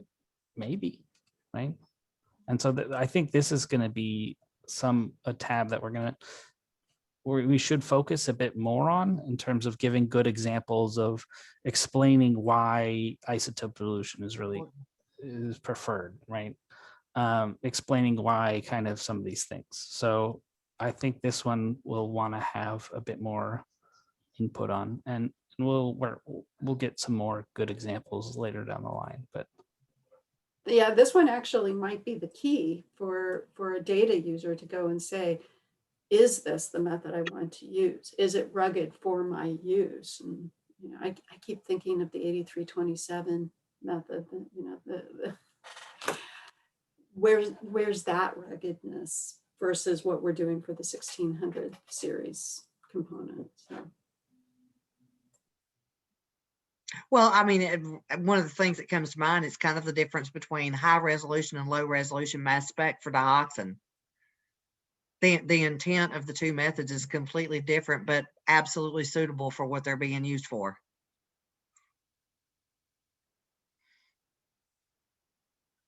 All right. Anything else?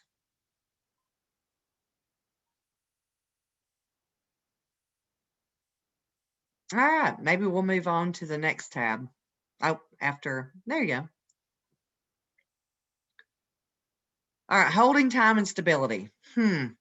There are some procedures, and this is going to be a reference thing. There's some procedures out there for determining holding time, and there's some stability type procedures out there. I think the thing to do here would be to explain the importance of holding time and stability. I mean, clearly, if you're going to develop a method that eventually might be used for EPA compliance, you've got to have this. You've got to have a holding time. You've got to have stability. You got to understand if it needs to be preserved, what it's susceptible to. Is it a thermal thing? Is it a preservation thing? Does it need to be an acid environment or a basic environment to keep it stable? All of those things kind of come into play and come into question for this particular part of it. That we're not going to solve the problem for the person asking the question, but we're certainly going to give considerations and references for how to determine this or what questions need to be asked. Does that make sense? Yeah, it's interesting. This is another one of those things that ACIL put forth a lot of effort to bring 3 programs together on the interpretation of what the holding time, how a holding time should be interpreted.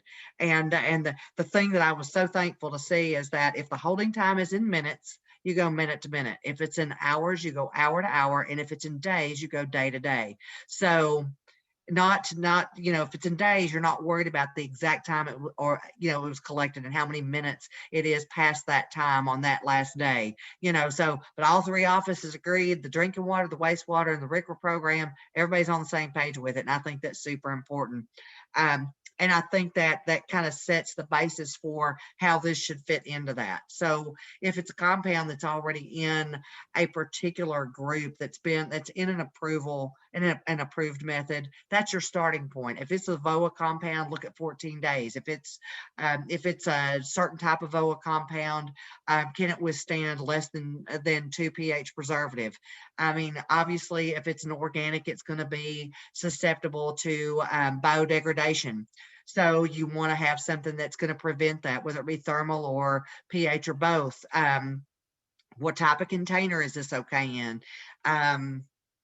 And depending on the container, how does that impact the stability and the longevity of how long it can be held before it has to be analyzed?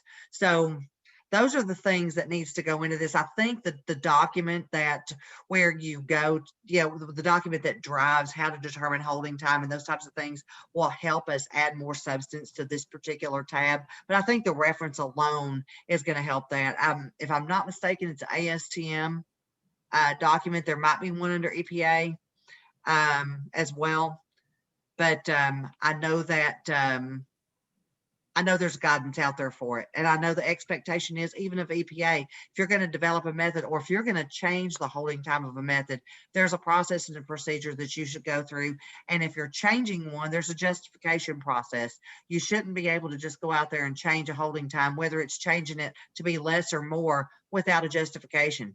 So there's a lot that goes into this, even though the process itself, when it was first established, wasn't the most scientific. And if Jerry Parr is listening, I know he knows what I'm referring to. So, but the process was the process. It's what we've set our industry on. So we're going to honor what's currently existing and try to stay within that swim lane. And one thing I would say that we could maybe add here is a little bit of clarification of that we're talking about the stability in a given matrix. Absolutely. Good point. And that's one of the errors that I see with people developing a new method is that they will say, oh, this has a 6-month expiration or a holding time because my standard has a 6-month holding time. The standard stability and the sample stability are very different. And if we don't have any others, we might need to evaluate both. Hopefully the standard is given to us with a stability study, but we expect our vendors to go through a set stability study where they let it sit for 6 months and test it, and they let it sit for a year and test it, and then determine at what point it breaks down out of that 96% reliability. And so some of those things, I think the ACIL hold time the study is meant to address that, where what it takes to develop a good study is you have tests that you check on like a routine basis. If you're looking to have a 30-day holding time, you're going to evaluate it at 14 days and at 28 days and at 2 months to determine. You're not just going to do one sample at 30 days and say, yep, I still saw it. Right. Yeah, absolutely. And one of the things that, in reference to what you were just addressing, ACIL, I did just do a stability study on acrolein and acrylonitrile, and starting with day 0 all the way to day 14, preserved, non-preserved, so on and so forth, and checked the intervals in between. The data is really interesting because laboratories independently did this of one another, following the same criteria with different clean water matrices. So it's interesting the data's interesting. We haven't published it yet, but it's coming out and it looks really good. So it falls right into this tab. So that's a good point, Pam. Thanks for bringing that up. So I'm interested, is that on a preserved or a pH 2 or a pH 5 or a pH 7? Ours was on a pH 2 and it's looking good. Oh, then I really look forward to it. Yeah. Yeah. Richard Burrows has got more info on it too. All right. So good discussion on holding time and stability. Anything else anybody want to add?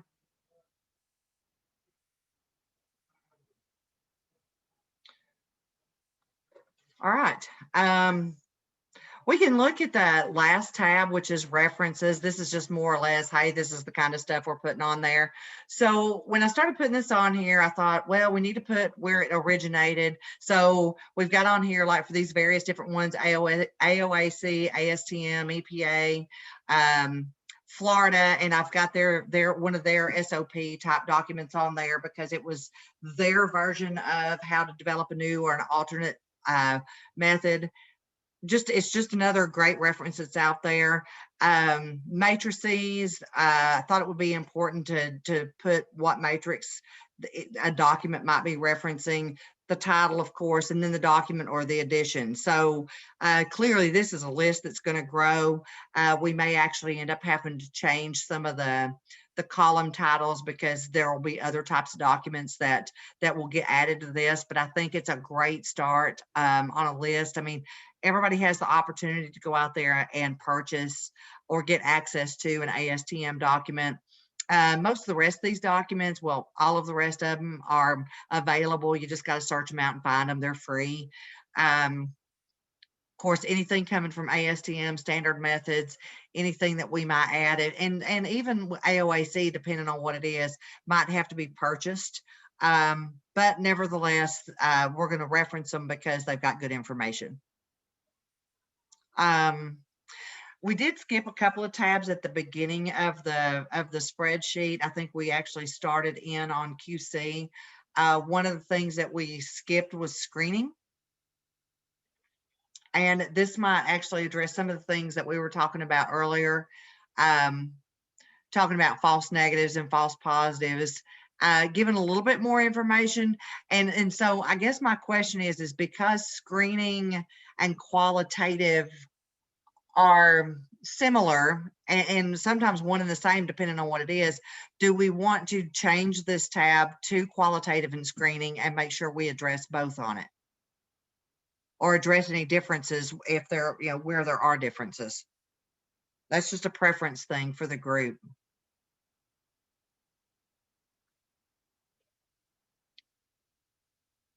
Anybody got any thoughts, any passions about this?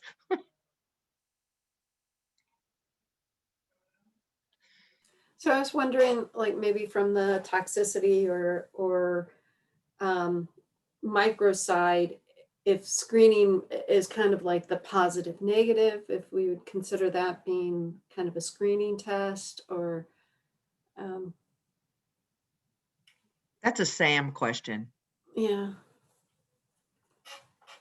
So I want to say yes. I think to me the screening and qualitative would kind of go together. Yeah, when I think there's like really kind of like two groups that microbiology can fall under is two different types of tests. It's a culture test, which can also be could be qualitative, both qualitative or quantitative. And so to me, when I think of screening or qualitative, it would kind of fall under screening, be like a presence absence test. But the PCR can also fall under that as well. PCR could be both quantitative or it could be qualitative. It just be is that nucleic acid that you're looking for, is it there or is it not there, right? So, or you can also do the quantitative portion, which becomes the qPCR. So that can fall under qualitative as well. So I see that there definitely is a need for it, and I would be for it if we wanted to make this into a screening / qualitative. Okay, good. Because what we'll want to do is make sure that we've got that we're clear that the language that we have in here meets the need for both well, for chemistry, aquatic tox, micro, and then other areas. We just want to make sure that we're clear that this fits all categories. And my only caution is that some screening might not be qualitative or qualitative, like a maximum potential is not telling you what's in there. It's telling you the potential of what could be in there. And so, like for the THMs, you don't know that you have chloroform in there because you take all of the THMs and you drive them to chloroform. And so you have a maximum potential of the THMs, but you can't tell how much, dibromo dichloro is in there, and the same like with the tops for the PFAS. You don't know what's in there. You're determining a potential of what could be in there. Well, that's true. That's true. And the other thing that kind of comes to mind is when you're talking about total organic carbon. It doesn't really tell you how much of any particular compound is in there. It just tells you got so much. Same thing with total organic chlorine or any type of extractable organic halogens of some sort. Those are all indicators that give you information at or above a certain level. So that's the other thing on the screenings would be to be clear about that sensitivity thing that we talked about on the other tab, that, and maybe we want to refer from this tab to the sensitivity tab to understand that, because we're going to address that. And so I think it's important that people understand that there's a limit from the standpoint of screening on what you can see from a sensitivity perspective. And I think it's important to call that out, because the purpose of qualitative or even screening is to give you an idea of where you may need to go. Same thing with dilution. People get all wound up over dilution. Well, that's been diluted 10 times. I can't see my whatever at the normal level. Well, look, it's so contaminated at this point.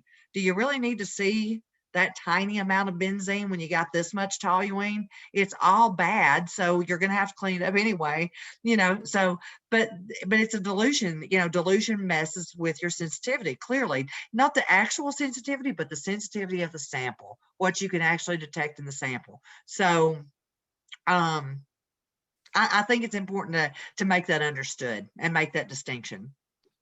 Can I just kind of bring that up, since it's kind of thought of this with this caution with the indicator screening.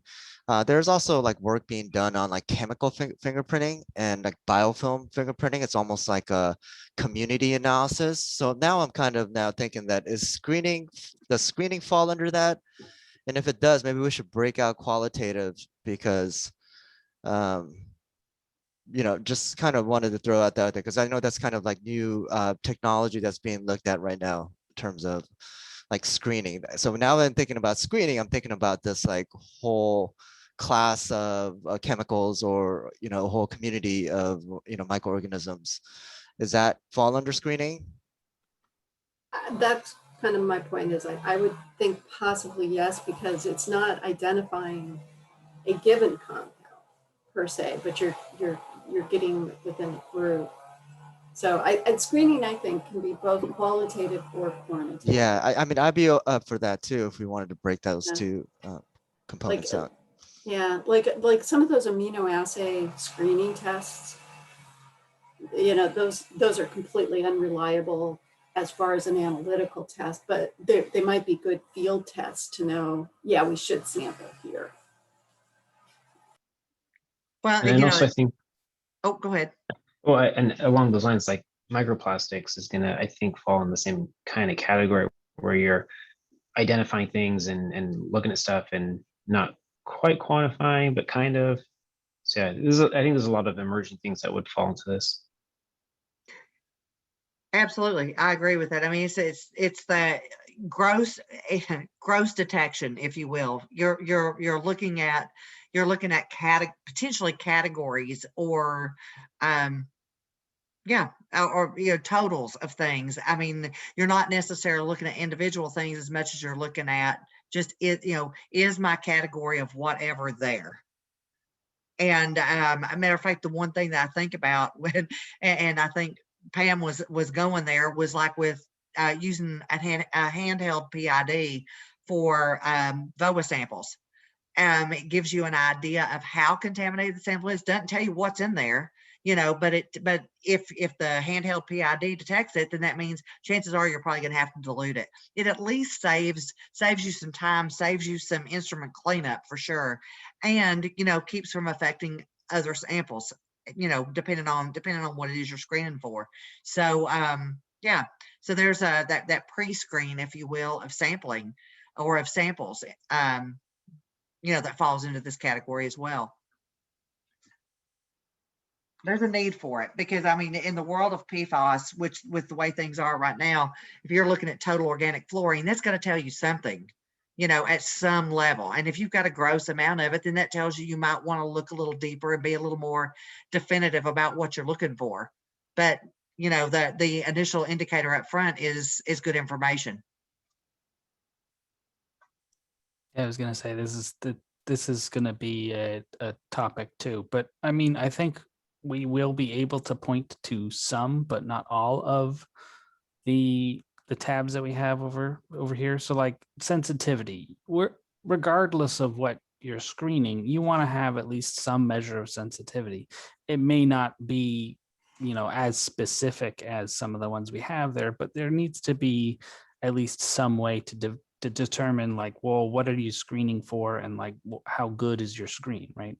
What is it good for? So these are good examples of like things that you would, hey, it's sensitive enough to look at some of, but not all of this kind of thing. So That's a good point. Yeah, I think we'll be able to point to other tabs and be like, you have to have some measure of sensitivity, you have to have some measure of precision or accuracy, but it's going to really depend on what you're looking for and how you're doing it.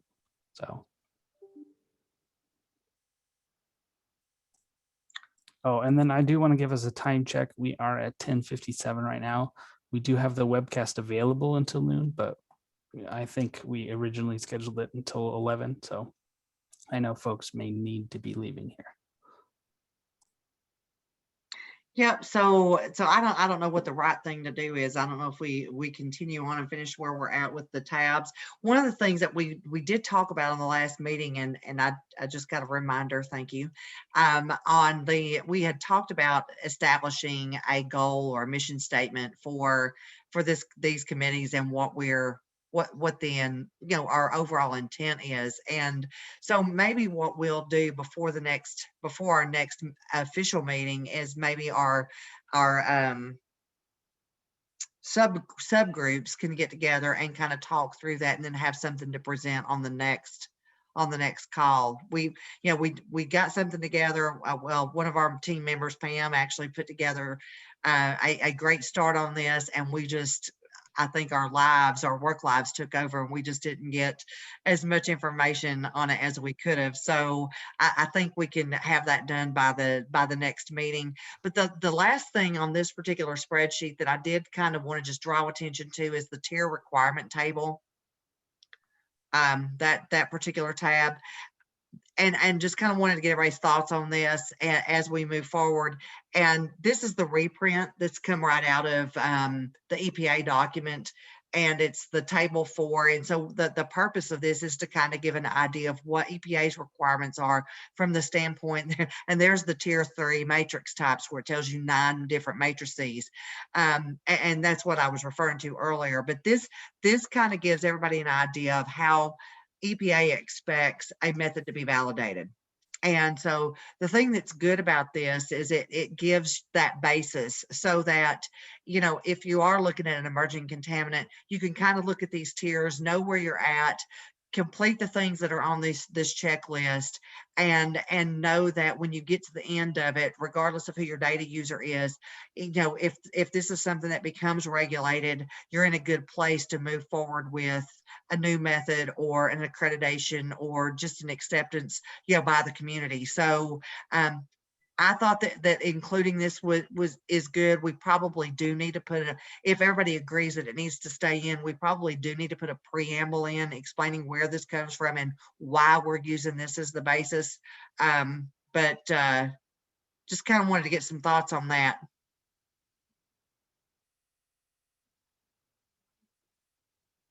So, you know, I've worked with this ATP, I've worked with EPA on interpretations, you know, how do we put this together? What does 9 matrices mean? And I think in our little lab world, we have water and we have soil and we have air. In their interpretations, a matrices is a given wastewater stream. So City of Santa Rosa has one matrix, City of Petaluma has another matrix, City of San Francisco, et cetera.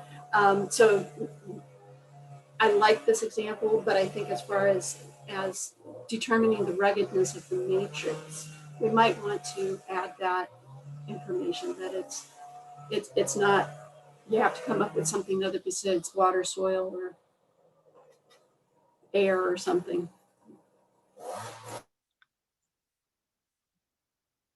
I think that's important. I think it's a great comment. The other thing is you've got other folks out there that'll tell you that the matrices are the different source categories and how they're regulated in 40 CFR. So it's interesting the different ways that this can be looked at. At the end of the day, if that's the route you're intending to go, you're at a much bigger place than just starting out if you're already looking at that tier 3. So at that point, I mean, I think there would be an approval process. I think you would want to get your matrix types approved at that point through somebody, whether it be the state, a local entity, depending on who the data user is, or even EPA, if this is, if this is at an advanced enough stage at this point to where you're looking to go broader with an actual method. So I think that adding that type of information, a little bit of explanation of how to use this table, where it takes you if you're at tier 1, 2, or 3, and just kind of give some substance to the actual table itself.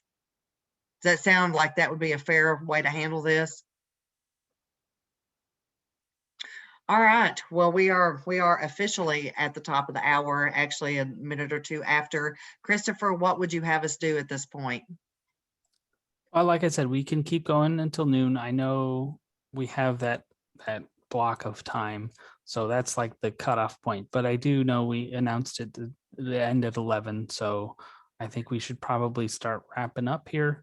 But I'll leave that open to the rest of you. I don't know if folks here need to be leaving or whatnot. I think we're Andrew, at a good you're on place. mute. Yeah, I agree. ahead. There we go. Yeah, me as well. I have to leave, unfortunately. Yeah, I but gotta jump. I think we're at a good point. Yeah. Okay. So I will share this table that has all the notes here that I've written with everyone here at everyone at the subcommittee. If any member of the public wants this noted table, feel free to send an email to the comments inbox that's linked on this webcast. We unfortunately, due to some specific laws, I don't really know how they work, but we can't host it on our webpage to be self-service, but we are more than happy to share. If you want to email any of the subcommittee members, I'm sure they can get you a copy of it as well. We are open to any member of the public wanting to comment. I don't think we have any public comments at this point. And if you want to write more of a written comment and provide more information that way, edits or whatnot, feel free to email it to the comments inbox as well. Maybe I'll make an announcement or heading on our ELTAC page on how to comment on it, just so we don't have that inbox be flooded with different titles and things like that. But I will email this out to everyone as I have a copy here, and I'll make sure we save a historical copy in our folder so that way we can give anyone a copy of before or after edits have been made. So yeah, and I think just to add to that, I think the next step for our group will be to kind of divide these tabs up and let people volunteer to add the information based on the notes that we've taken today. I can see that as being a potential way to attack, the changes that, or the additional information that we want to put on here. And I'm sure everybody, there's different folks on the committee that's more passionate about certain things on the tabs than others. So I think that will probably be the next step. Should we break that up now in the break between this meeting and the next meeting, and that we have something to discuss next meeting? You think that'd be a good plan, Judy? Do we have time to do it today, or do we want to just kind of poll our committee members with the list of the tabs and see who's willing to take? We can do it however, it doesn't matter. Yeah. If we have time to do it now, we can. I don't know how everybody feels about that. Yeah, we could do it as the separate subgroups via email and break them up that way. Does If that sound you- good to everybody? If you want me to set up like a doodle poll, maybe I can do that where everyone can sign up for one thing. Oh. I'm not 100% sure on what the Bagley Keene requirements are. So I think that for sure, the safest way would be going into the groups and having each group split it up that way. That for sure would be fine in terms of how we would do anything different in terms of communicating.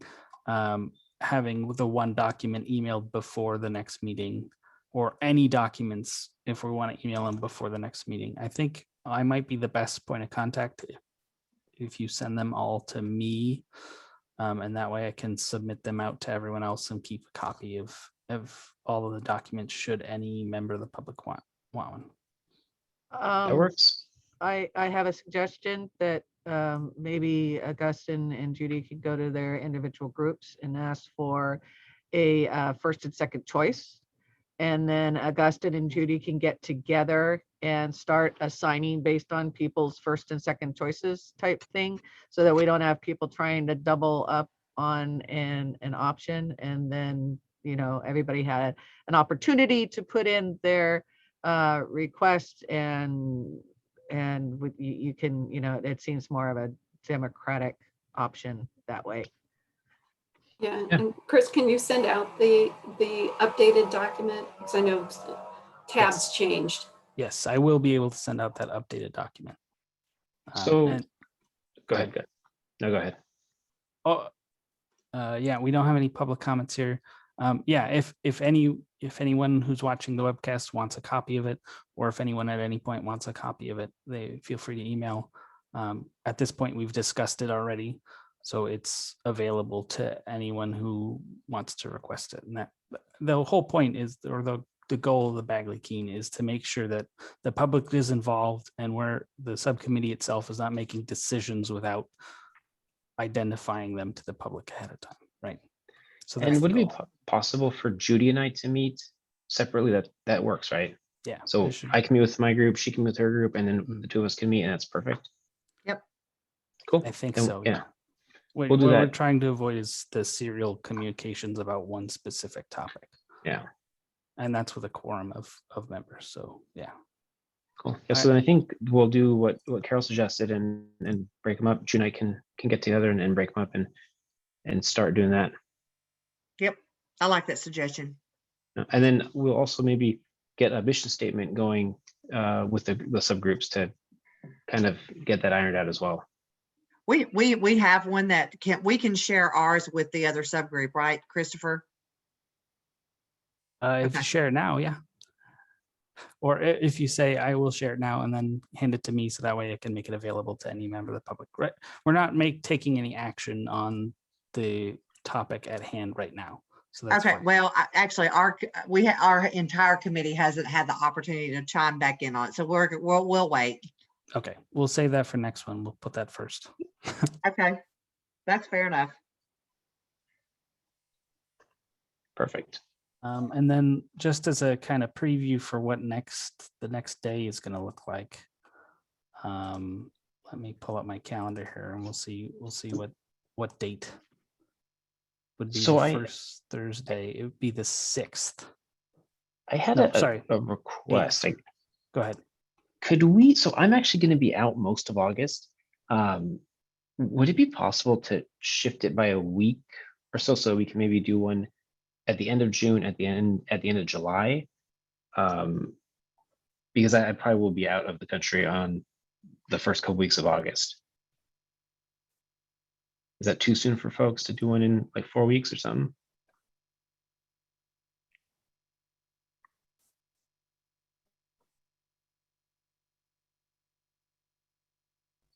So if you're talking like July 2nd-ish, July 1st or 2nd. Yeah, I instead won't of be, the 8th or 9th. Oh, I sorry. won't be available then.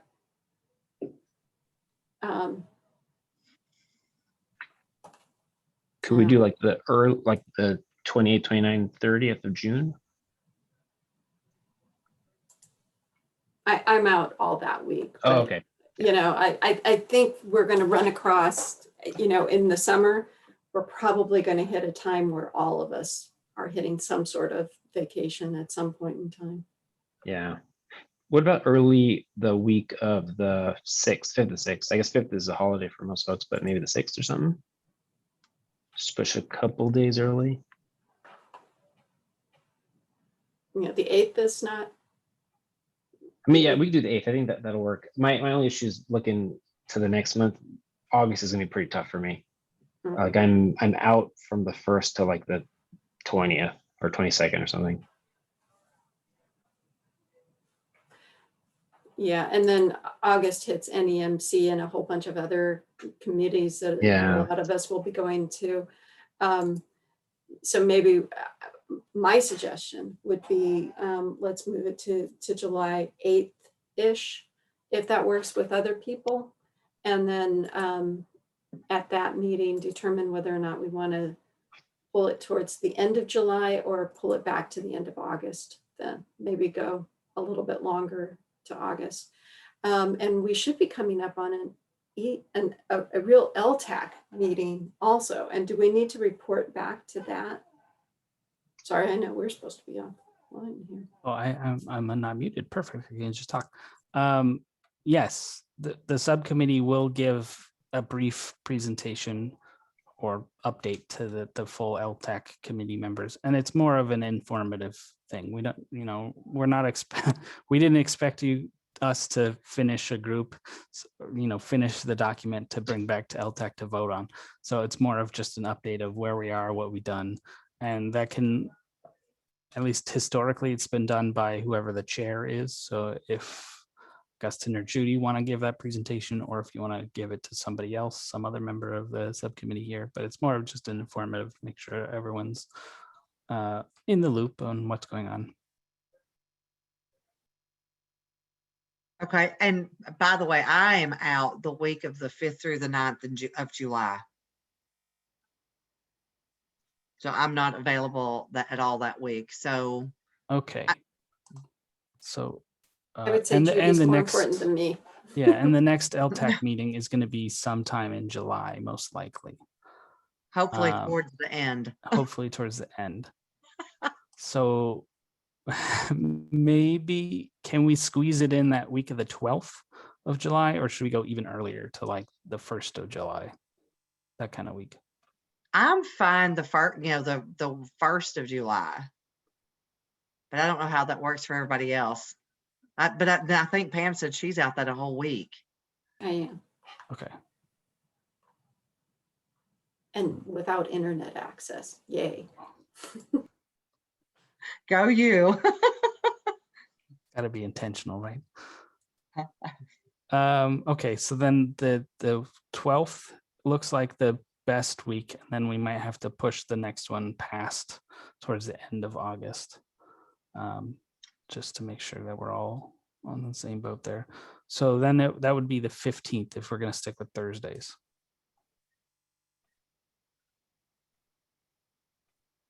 Yeah, that works for me. Yeah, I could make it work on July 15th. Okay. So it's going to be tough for me. And honestly, I mean, we're going to be going over this. I don't know that I have to be there. I might be able to make part of it. Depends on what time we set it for. okay. Thursday's just a bad day. I'll send out a doodle poll that'll have a few different days of July, of that week in July. Okay. Then. Yep. Let's do that. and we'll see what we can get. So around that week, and then hopefully the full LTAC is later than this one and doesn't conflict. Yeah. In terms of that. So, okay, that sounds good. I'll send out a poll. We'll get a more firm date and then we'll make the announcement. The announcement will always is at least 10 days before the meeting. So, and then, like I said, if anyone needs or wants the documents that we've shared during this meeting, feel free to email the ELAP comment inbox to request those. And I will send out the noted version that we did today to the full committee members. All right. Sounds and then good. Anyone have any last comments before we close this meeting out? Nope, just a thank you to everyone. And to you. wish everybody a good weekend. Yeah, you as well. And if you were unable to see the LTAC or the ELAP convention this 3 days, we do have them posted on our YouTube channel. We are going to link them via our website, so it does take some time to get those updated. But with that, thanks everyone, and I will see you in mid-July. All right, great. Thank you. Thank you. Have a good weekend. Bye-bye. Thank you. Have a great weekend. Take care. Bye.